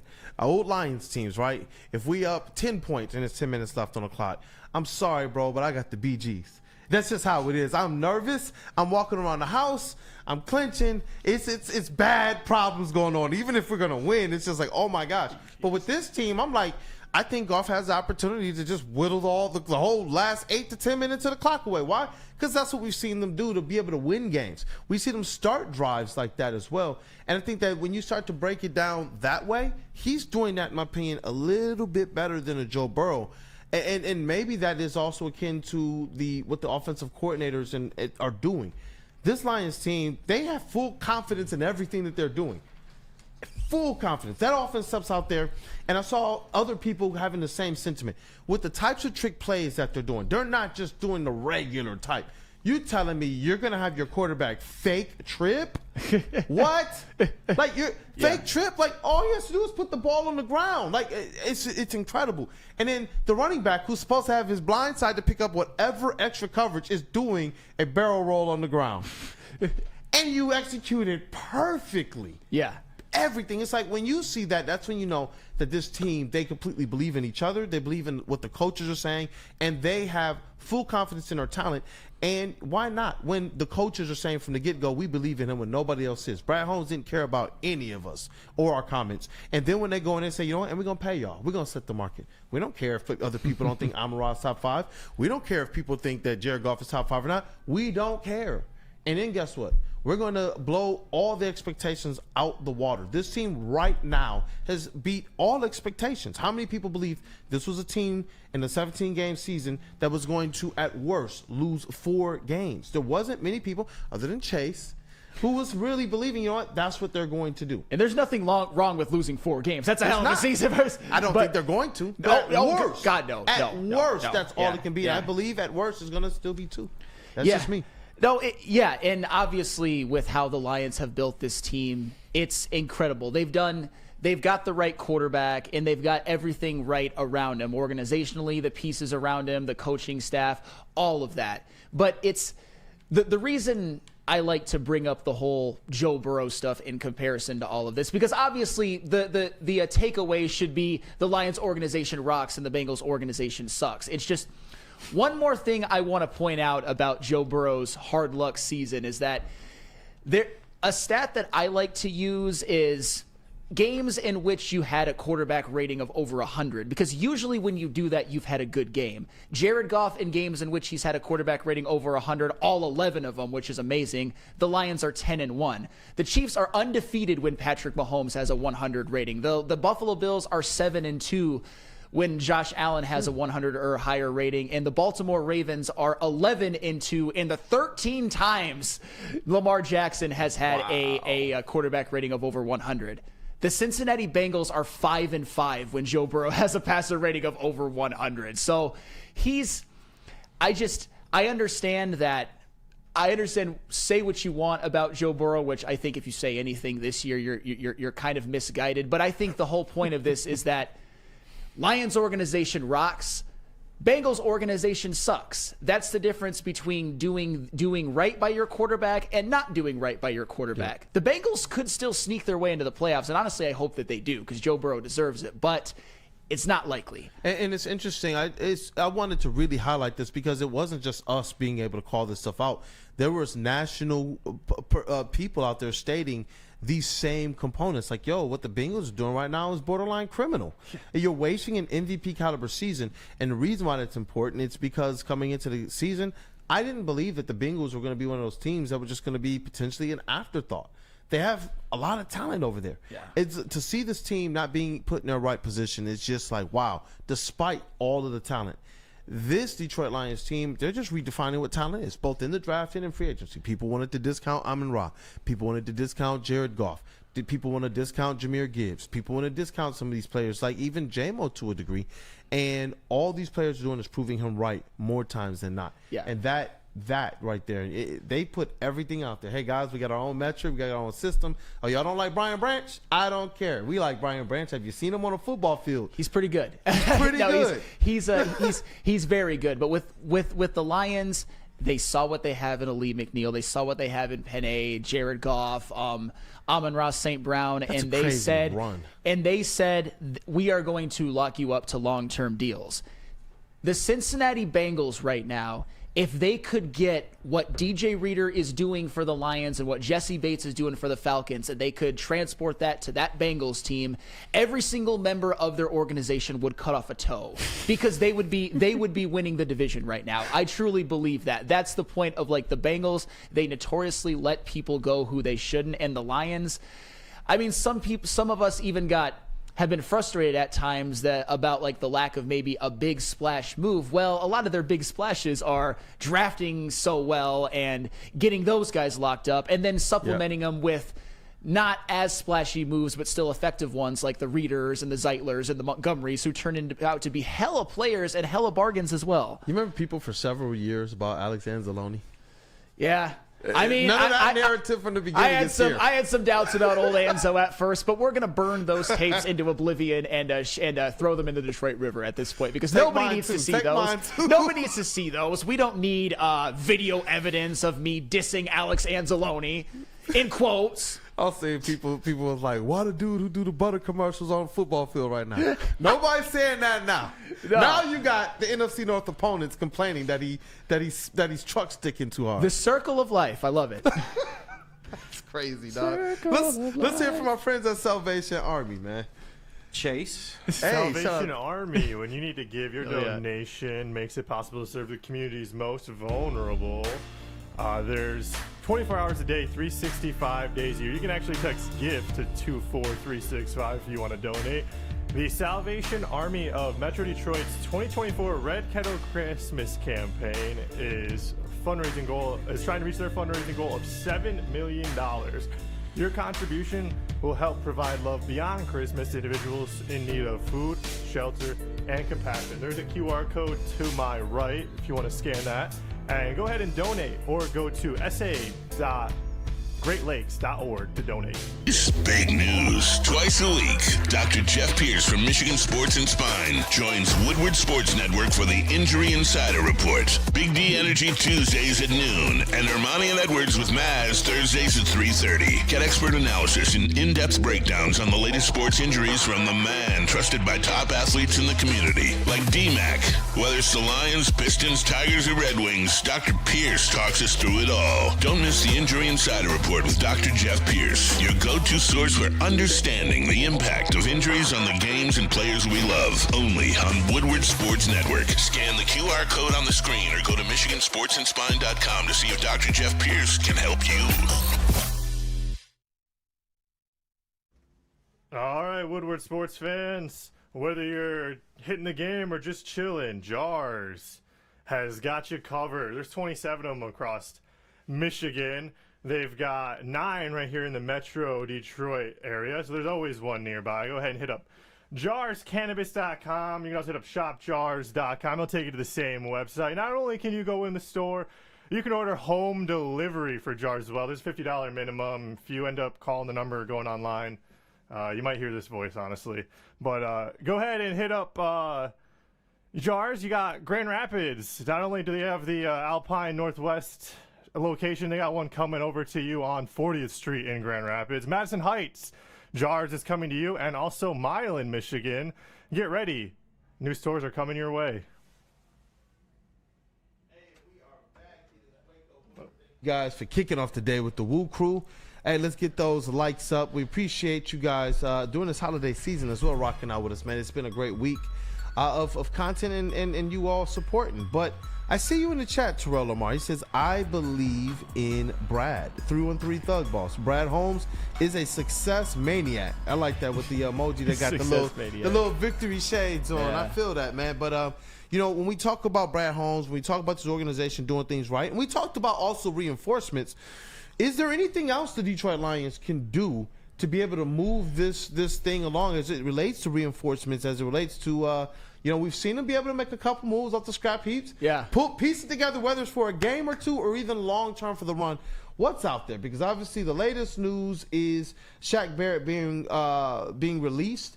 You know, if he clears waivers, has an opportunity to be able to sign with whoever he wants to sign with. And so, you know, Detroit Lions minds, every single time that somebody is going to be rumored to be released, especially if they're on the defensive side, defensive line in particular, that just has everybody's ears perking up. But as it relates to Shaq or anything else out there, man, Flannel Sam, where do you see the Lions being able to get some more reinforcements other than their own coming back? Well, first of all, and I think it's the same with Quan Alexander and the same with David Long, if the Lions even had a normal injured reserve list, these guys probably wouldn't even be on the Lions' radar, assuming certain health at certain positions. It's only because of their, unfortunately, very, very long list on injured reserve that a guy like a Shaq Barrett would even be considered. He's an interesting one because he actually retired before the season and wanted to be reinstated, but instead of reinstating him, the Dolphins waived him. So Shaq Barrett hasn't played it down this whole year. And if he clears waivers, as Kool-Aid said, there's he can sign to any team. Is he somebody that I think the Lions should consider? For a scrap heap pickup, it's not the worst in the world. He's a guy who, at this stage of his career, can maybe rush the passer a time or two in a game, which, given Josh Pascal's fleeting health at times and given that there's a lot of missing pieces on this D-line and on their pass rush, I don't necessarily hate it. He could be another one of those mercenaries like Quan Alexander and David Long Jr. was. I'm not pounding the table. You better sign Shaq Barrett, but it's an interesting one. He was great at one time. Especially when you start looking at just how we started the season, very, very hopeful because of the Lions' depth. Yeah, and now at this point in time, depth is a little bit different. It's not necessarily the depth as it relates to your second and third stringers. Now it's almost as if, hey, do we have the ability to go out there and get a guy who can make an impact like Uncle Bruce did for one game? Or do we have a guy that can go out there and make an impact for several games? Obviously, at the trade deadline, they were able to pick up a guy like Zadarius Smith, who's definitely made a big impact. But KG just, you know, I like what Flannel is saying here. Definitely not against picking up another player that has kind of that mentality. You talking about a guy who's been had a pretty effective career, being able to come here as a vet, and you're not talking about playing the whole game, but maybe in some important parts in a rotation with a Shaq Barrett. But beyond that, if it's just him or if there's somewhere else out there, what are some of the options for these Detroit Lions right now as they're looking to gear up for the playoffs and lock down his number one seed? I think Calais Campbell could possibly be an option. Somebody that plays on the defensive line. You know, that's a area that the Lions have been struggling with ever since Hutch went down, but they've been able to supplement where they've needed to. But you get a Calais Campbell in here. He's a veteran. I believe 17 years in NFL. That is not an easy feat to be in the league that long and still be somewhat relevant. He's got, I believe, 4 or 5 sacks on the season, so he's somebody that can still get to the quarterback, and I think that'll be a tremendous help for guys like Josh Pascal, for guys like DJ Reader, coming off that edge, for guys like Zadarius Smith as well. So if they can get somebody with that kind of veteran leadership to come in during a playoff run and just play spot duty, I'm sure he won't play a ton of snaps, but just have him come in, fill in for Levi O from time to time, and just provide a presence. I think that would be a good move. But honestly, at this point in the season, you're not going to get a lot of help from the outside. I know the Lions have been able to sign a few people here and there, bring them in, and they've been able to contribute to a certain degree. But you're in deep waters now. So you're going to have to rely on a lot of the people that are in the building already, or a lot of your practice squad guys who you didn't necessarily envision going, being your starters this deep into the season. But you got to do what you got to do at this point. Yeah, and you know what? That's where I'm hoping that maybe Dan Campbell's history with the Miami Dolphins, one of his teams, that, hey, maybe they're like, you know what, man, we got you, bro. Because it don't hurt them, and don't sweat off the Dolphins' back, He man. still does have to get released. I believe once they're out of playoff contention, they will end up releasing him. So yeah, and I guess that's more or less fair. Yeah. You don't want to have this notion that you've given up on the season, even if the writing is on the wall. But, man, I'm really hoping that there's something out there, because I see it in the chats, too. It just kind of zoomed by me, but people are saying, look, man, we just need Denver Blair. We need bodies at this point, period. Yeah. See, I think Shaq Barrett is a body. I think Calais Campbell could be the difference at a Super Bowl. I really do, but he's also far more unlikely. He's had a heck of a season for the Miami Dolphins, and I think as long as the Dolphins have an outside playoff chance, they probably want to keep Calais Campbell. Yeah. But, man, if you could bring him here, I think he could play new system, I understand that, but his talent, even at this stage in his career, as he's a little bit long in the tooth, I think he could play the Ali McNeil role. I really do. But I think there's a process to getting a Calais Campbell that's a little bit more with like waivers and whatnot. I'm not exactly sure about that. That's, to me, is a little bit more of a pipe dream, but that would be a hugely impactful move to me. Man, because it's obviously intriguing, because when the news came out, the Lions are one of those teams that you hear kind of linked to a player like that. But to be able to have an opportunity at either one or even both would be huge for this Detroit Lions team, because I do agree getting more bodies in here is a recipe for success for the Lions, because we've seen them have success that way. Whether we're like, who is this player, or whether we're like, oh, cool, let's see what he can do, they've still been able to hum along effectively and meet their marks as it relates to their defensive numbers on the season. They went from early on a top 5 defensive team to like top 7 after they lost Hutch and all of that. So this team has still found a way to piece it together with scrap heap players, not their second and third. Remember when we were like, okay, yeah, we got enough, man. Derek Barnes going to step up, or this guy on the defensive line going to step up. But now we're beyond that now, and these guys are still stepping into the system. And sometimes I'm like, man, though, that linebacker, whoever's filling in, looks slow. But at the end of the game, you're sitting here like, yo, the Lions won with these players. And so that's why I'm hoping, as it relates to Shaq Barrett being a body, that at least it's one of those types of players and not one where we're sitting here like, okay, you're costing us. No, I don't think that somebody like Shaq Barrett would cost the Lions anything. It's just, I don't know how much he can necessarily help. Yeah. If he gets a pressure or two a game, and this is hypothetical, if he even comes here, then you take it. You take that with bells on from this version of Shaq Barrett, not the 19 sack Shaq Barrett, Pro Bowl, Super Bowl winning Shaq Barrett. This version, you would take a pressure or two a game and you would do backflips for it. Yeah, but the most comforting thing when we talk about the reinforcements, I do want just more bodies in there for the reps, but this team has made me so comfortable. The fact that they have done this week in and week out, I don't think that this squad is one that sits on the edge of their seat like, yo, can we overcome? This is your identity now this season. Your identity this season is the fact that you have continued to overcome, no matter what the cards have been dealt, no matter what the national narrative says, no matter what the logic says. We look at it, and Aiden Hutchinson is supposed to be a huge loss, and we know that it is. And what I'm starting to believe is that the Lions are going to be a juggernaut that no team wants to deal with next year. That's what this is showing me. If they've still been able to be this good without some of those players, you got to think that they didn't even really hit their stride that well early in the season.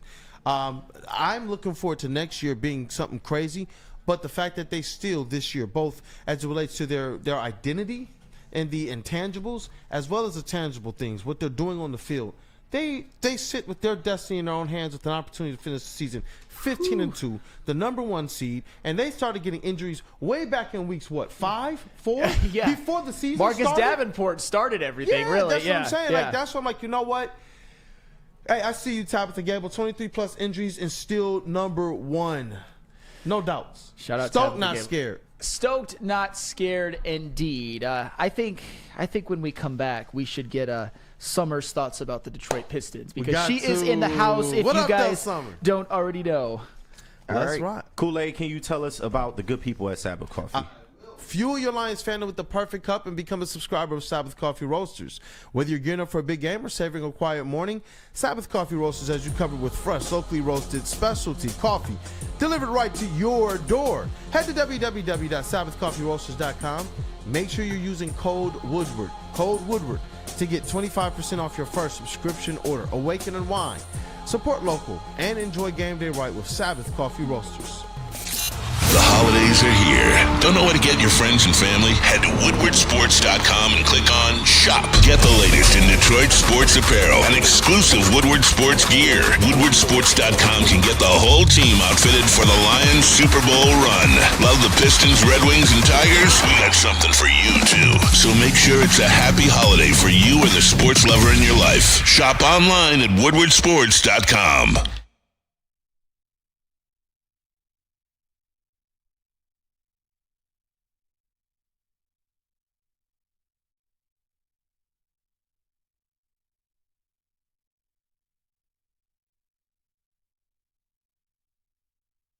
The bad boys from the NFL are here. Your 2024 Detroit Lions are the hardest hitting, highest flying, trickiest playing, grittiest team in the NFL. A dominant team. Get all your coverage of your favorite team right here in your favorite network. Woodward Sports.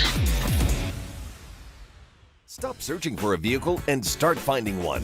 Les Stanford Chevrolet Cadillac makes it easy. We harness the power of multiple dealerships and own the biggest selection of GM brands in the area to get you the car you need. With the Les Stanford Group, you'll have access to 4 different dealerships, providing you with more makes, more models, and more choices. We're connected to more than 1,000 vehicles. And with so many high-quality CPO vehicles available, you'll find new car quality at pre-owned prices. You can start and end your search at lesstanford.com today. Dreaming of a new home but feeling the financial pinch? Mark White & Associates, your trusted real estate experts, are here to help. Mark White and his team will pay up to $5,000 of your closing costs. That's right, I said $5,000. Call Mark White & Associates today at 248-290-8242 or visit them at markwhitesells.com. Again, call Mark White today at 248-290-8242 to make your dreams come true. And Caesars, if I told you could place a bet up to $1,000, and if you lose, you get that bet back. Would you think I'm crazy? Scan this QR code right above me, and if that first bet doesn't hit, scan the QR code. You got to enter the code Woodward1000. And if that bet doesn't hit, you'll get your $1,000 deposit back. That's right, up to $1,000 back just for giving it a shot. Minimum bet of $20. If you download the Caesars Sportsbook today, the official sportsbook of Woodward Sports, and use that code Woodward100 and scan the QR code on the screen, get that first free bet. Hey, what up, though, people? It is Wake Up Woodward. Thank you guys for supporting the WUW Crew. And you know what? Part of that family, it just continues to grow. You know, we got High Def Steph, part of the crew. Cody Davis, part of the crew. Shout out Detroit News. Shout out Detroit Pistons. Got Summer in the building, part of the crew. What up, though? Summer Weather's in the building. I know that Detroit Pistons is one of those passions. Hooping in just general. Obviously, your family goes back with hooping. Good hoopers, too. Not just going out there and playing ball, but good hoopers. So, you know what? Shout out to you. And I know that you were eager to talk about these Detroit Pistons. Yes. Before we get into the segment, let's just read the Feldman Mailbag, the Feldman ad. Yes, why not? And we'll open up the segment to be a Feldman segment. It'll be an extended one. While JB Smooth, our Woodward Sports MVP, is enjoying his couple days of rest he gets a year, man. Shout out to you, JB Smooth. Bring your ass back, yeah, JB. Everything There's is some breaking. bullshit in here today. Bring your ass back. JB Smooth, Love man. you, Enjoy JB. it. Well, let's jump into the segment. Get your Feldman Mailbag questions in. We're going to talk a little bit of Pistons with Summer as those questions enter the chat. That's the life of having JB in the building with you, because on one hand we're just like, please take a break, you need it more than anybody, I hope you're getting pampered, I hope you're getting every single thing that you want in this couple days off, but please come back. No, I swear every time he leaves this shit goes wrong. Like, it's crazy. It makes no sense, but go ahead, the most valuable human being at this building. But yeah, since 1996, Feldman Automotive has been driven to provide a fast, convenient, and first-class car buying experience called the Feldman Advantage. With 18 locations, there's a Feldman dealership in your backyard. Visit feldmanauto.com to find the location nearest you. Feldman Chevrolet, Detroit's #1 Chevy dealer. Hey, you know what? We got to talk about these Detroit Pistons. Chat family, get your Feldman Mailbag questions in, and we will definitely get to as many as we can. But Summer is in the building. The Detroit Pistons, 114-113 big win. Jade and Ivey put it down the stretch. Cade Cunningham continues to make an all-star statement, and Malik Beasley, get that man to the three-point shooting contest. Please. Am I tripping here? No. But Summer, welcome to the show. Welcome to the platform, chat family. Let's hit that like button for Summer, and let's get. I see people putting summertime. I guess that's what we're gonna do. Let's get summertime in the chats right now. What up, though, Summer? I love it. Yeah, if you're sleeping on the Pistons, you need to wake up. I mean, what a game last night. Jaden Ivey, clutch, second game winner of the season. Yep. Malik Beasley, like you said, needs to be in the three-point contest, and another grand performance from Cade Cunningham, 33 points, 10 assists. I mean, he definitely needs to be selected as an all-star. This has to be it, and it's interesting to see people across social media and national people saying, y'all need to start talking about Cade more. We need to start focusing. What? Hey, Cade, I see you there, bro. Look, we've been telling y'all about Cade for a minute, and that's why I'm glad that the tapes, you can always rewind them and roll them back. I know you've been talking about Cade Cunningham since college when you got the opportunity to interview him. So it's like, it's cool to see Cade kind of have this kind of transition in his career where they're having a little bit of mild success. Yeah. Obviously, you want to see them be able to continue this on, but right now, it's looking pretty good. 3-0 on the road, too. Hey, at the West Coast road trip. When's the last time we seen stuff like that? Talk to me, man. Anything else that interests you as it relates to the Detroit Pistons as well as the outlook ahead? I just got to say, let's keep it rolling. Let's keep it Putting rolling. the league on notice. I like that. Putting the league on notice. And, hey, you know what? Is it too early to make that call? Is it going to be playoff basketball, postseason basketball this year? I think so. And they're only 2.5 games from being in the 6th seed, so you got to look at that, too. I think they're going to snatch that from Miami. Yeah.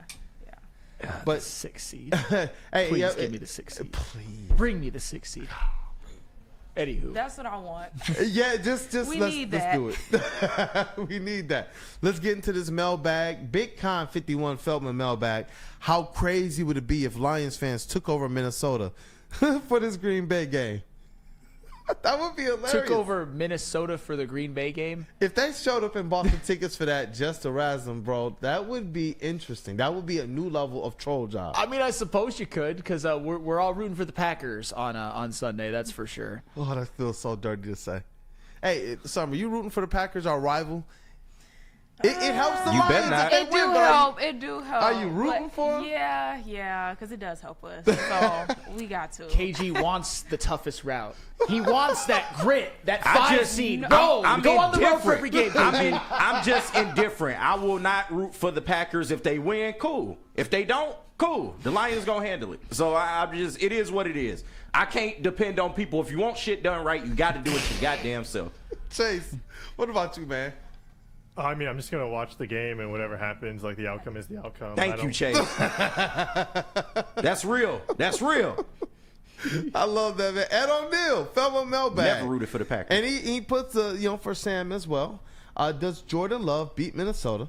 And is Goff better than Jalen Hurts? I believe the first question, no. The second question, yes. Yeah, Goff's definitely better than Jalen Hurts right now. Yeah. Jalen Hurts hasn't been the best quarterback in the NFC since after 2022. It's to me, it's changed hands from Hurts, and then after last year, I think you had to go with Brock Purdy, but this year I think it's going to be no doubt Goff. Yeah, definitely. Let me see if we got some more Feldman Mailbag. Mitten Made. Feldman Mailbag. Do the Pistons consider a Tobias for Randall plus our pick return trade if offered? They're not trading Julius Randle for Tobias Harris. I don't even know if I would necessarily consider that, though. Yeah. I don't know if I would even consider it. But speaking of players it's who an are interesting one, who are good but also radioactive AF, Julius Randle. That's what I'm at. Like I want JB Bickerstaff's voice to continue to be the one that's bellowing in there. To have that type of a competing voice. Is it going to be on track? Is it not? I don't know. And I don't know. I just feel like Julius Randle teams have just underperformed. Well, I'll say this. Does anybody, and this isn't me picking on him, it's just stating facts. Does anybody care to guess Julius Randle's career playoff field goal percentage? Ooh, 30%. about it. Is it in the teens? It's pretty bad. Don't say like 28. It's not 25. Yeah, it's like 30. It's 34. Yeah. 34. Man, you guys are he disappeared in New York a couple years ago. It was his first playoff appearance was 29.8. Nah, I'm but good on that, man. 34 is his. I can't believe you guys actually undershot him. The teens. Yeah, that's crazy. Get I him like off your the spirit, roster if Chase. that's the case, but I just don't like his skill set as a fit for this team too. That's not necessarily what we need. So he's not a consistent floor stretcher. So. Well, and also we've got a little bit of breaking Tigers news that I've been seeing in the chat. The Tigers is it worth my damn time? Are signing former Terrence New York Struble. Yankee Gleyber Torres. That's somebody I thought they was gonna trade for last year. So, yeah, second base. I think so. Can play shortstop. I mean, yeah, not the worst move in the world. His hitting numbers were not that great with the Yankees, but I don't know. Maybe you come over here to the Tigers, maybe you can do something. But I mean, they did something. The Tigers did, so I'm not mad at it. AJ Hinch, then obviously you have an opportunity, I guess, to get a little bit more out of a player like that. So does this mean Colt Keith goes to first? What does this mean for Colt Keith? Probably. And then Spencer Torkelson. Ooh. Is that what the dominoes are starting to fall I don't know. Yeah, it's not looking good for Torres. I think they're going to keep him, but he might not be your everyday first baseman. Yeah, I mean, Gleyber Torres, does it move the needle for me?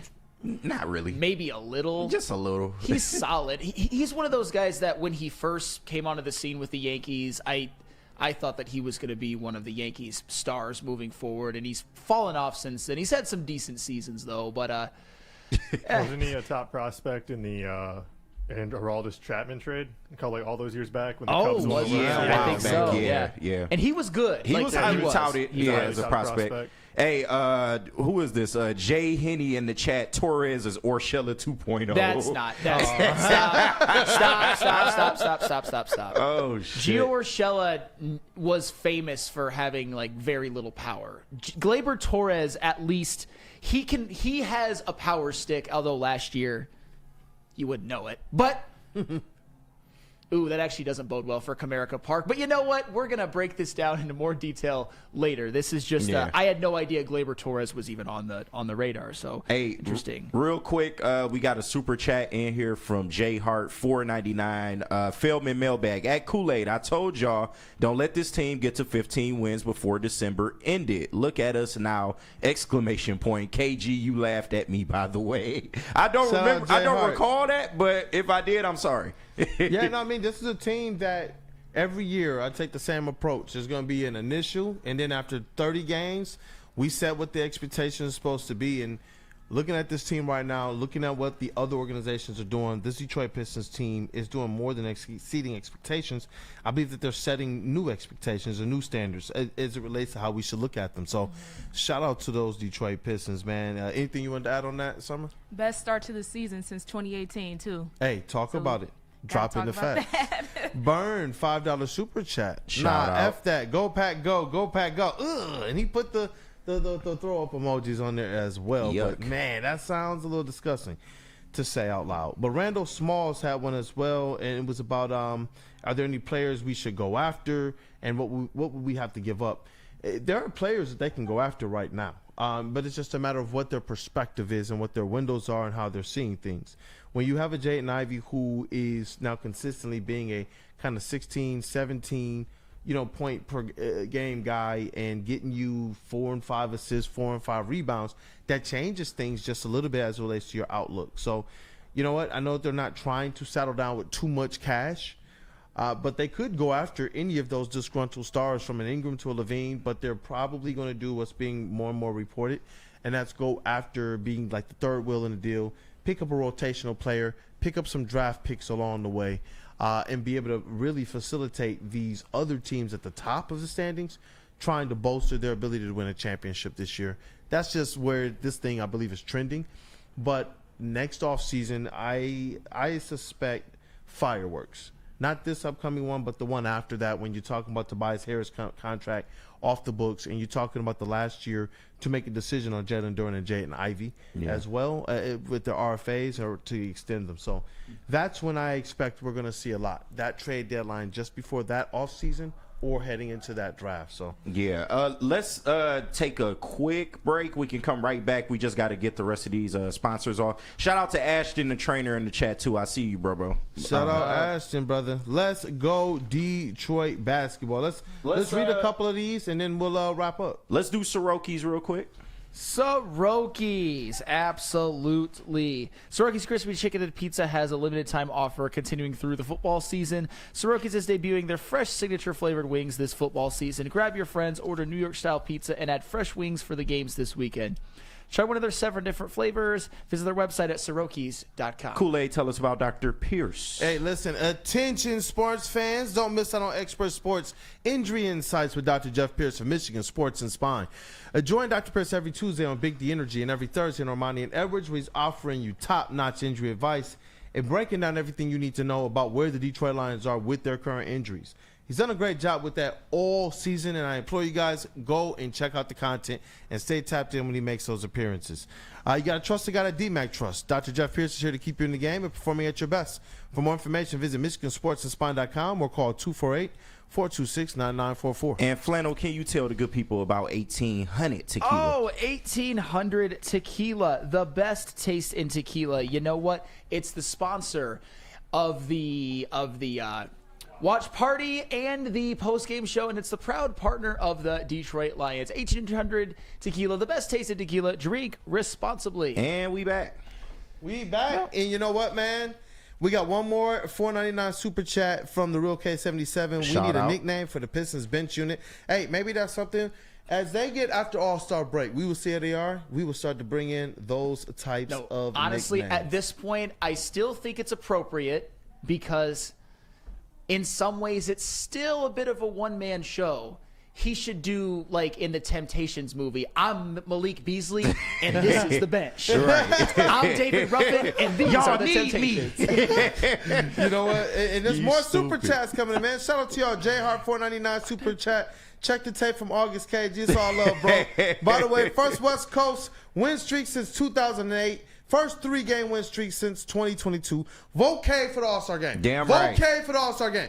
K Crusader to the All-Star game. Let's get this right, people. $4.99 super chat. Shad, I've been saying this for a few days now, but it's still BTA season. Buckle to tail season. FT9, FTV. I'm loving it. And I guess it's the Niners. Oh, not yet. Yeah. Okay, yeah, all right. Fair. No. Ken Day says the Pistons bench, the spark plugs. Is it still too much of a Malik Beasley unit, though, to give it a nickname? I would say they so. don't deserve a nickname right now. They do not Spark, deserve a nickname. As it relates to Spark, what? You know what? Shout out Ron Holland, man. I like my Ryan is young cool, boy, man. but the rest of them, him and Malik, Ron, they starting to get it's a spark there. True. I get it. Spark plug. I actually kind of jive with it. I mean, I jive a little bit, but I do get you, man. It is like Malik Beasley and let's see a few more games of the bench performing before we do that. The bench. My man KG over there, like, no, we first world problems now. Yeah. I will say this though. David Ruffin was right. It should have been David Ruffin and the Temptations. Just my 2 cents. Just my 2 cents. Is that a show, fellas? I think so, man. Let's get You know, it's a Friday show. It's a holiday show, man. Thank you guys for staying tapped in with Wake Up Woodward. We missed you guys on the show as it relates to our Woodward Sports MVP, JB Smooth, and that dude, Justin. I know we'll have Justin back in the building on Monday as well. Oh, man. The Pistons, keep it going. Keep it going. Matthew Broder, we love you, brother. Let's get this chest pass going. We break it down. Hey, I was about to throw it to Summer. Like, yeah. She was like, I would have caught it too. I saw, look, bro, as soon as I picked up the ball, like the hooper eyes was like. I know. I look right at you. I was like, let's rock, man. Let's break this thing down. We got summertime in the building. What up, though, Summer? Let's keep it rolling, Detroit. Let's we keep on it top. rolling. Oh, and if you haven't seen the movie The Fire Inside, based on the true story of Clarissa Shields, go see it. Word. Hey, Great shout movie. out. You got an interview with her too, didn't you? Yes. Yep. You guys Great. She interviewed everybody, man. Hey, you know what? Woodward Sports to the moon, and everybody comes to this platform. We're gonna do the best we can to make sure they go to the moon.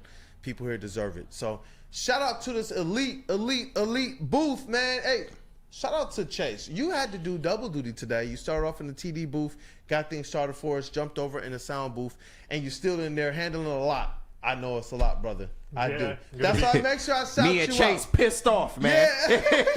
Chase, I feel you, Chase. Thank you, brother, man. Thank you. This is what makes it go. Yeah, gonna go home, clip the show when I get back. So busy day, but it's all good. Got a little rest this weekend. The Lions don't play on Sunday. We got Monday Night Football, prime time. So hopefully everyone else enjoys their Sunday, however they choose to spend it. Wild Lights of the Detroit Zoo, if you guys want to check it out. I know the Christmas just passed, but they still got like 2 more weekends of Wild Lights of the Detroit Zoo. If you guys want to stop out, check it out. See some, get some hot chocolate, see some cool lights and stuff. The animals, whatnot. The great time to see the beaver. That thing is never out. Yeah. And, other than that, man, stay tapped in. Big D.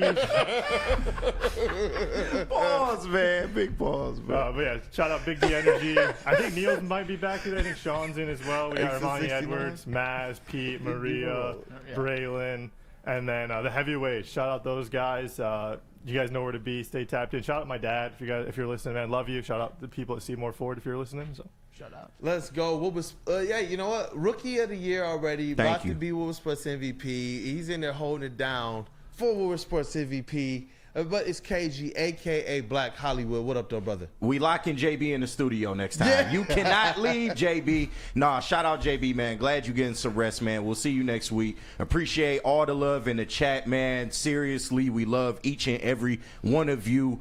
The haters, too. We love y'all, too, man. And shout out to my team. We do this shit every goddamn day with shoestrings and bubble gum sometimes. And we got to do what we got to do, man. So I love y'all, man. Yeah, shout and out. I see G Money bring back Woodward Nights in 2025. Maybe we'll we got some new content on the way.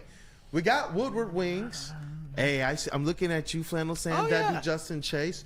We got Woodward Ringside. I'm looking at you, KG and JB. We got On the Real with Neil. That's on the way. We got Terry Foster and Sean Belegian that will be reprising something that they wanted to do years ago and never got the opportunity to. Terry Foster, myself, and Summertime got some content on the way. There's a lot of new stuff. Spinny, Heavyweights Uncut. I'm telling you guys, They already uncut. But stay tapped in. There's a lot of new stuff that's on the way. And I cannot wait to be able to get these new offerings to you all. But Flannel Sam, the vet of the squad, Red Wings correspondent, all sports knower. Hey, I love the hoodie today, the Michigan hoodie. Yes. Thanks for just being you, bro. Oh, thank you for being you. Thank you, man. Yeah, tonight we got a reason to watch the Red Wings. I actually think, and I'm not even just being a homer, I think the Red Wings beat the Maple Leafs tonight. They should. I think they do. I mean, it's funny. Go ahead, Chase. I was just say, I didn't mean to cut you off. I was just say, if you're not going to the Lions game Sunday, go watch the Red Wings play the Capitals at home. Hey. Oh yeah. And you know, couple wins would be nice. That would be nice. Wow, that would be nice. But hey, it's your boy Brandon Dent, a.k.a. Detroit Kool-Aid, your credential Pistons reporter and writer for the network. It is a good time right now. Can't wait till they're back home, be back at the practices, be back at the games. You know, I know summer we will be, seeing each other down there as well. It's going to be a good time for this team. Stay tapped in with them. Red Wings, let's make it 4 teams, man. Red Wings and Pistons, let's make it 4 teams in the playoffs. This has been a great show. Happy holidays to you all. Thank you to the whole entire crew, man. Let's go have a day. It's been Wake Up Woodward. Be blessed, y'all. K to the All-Star guy.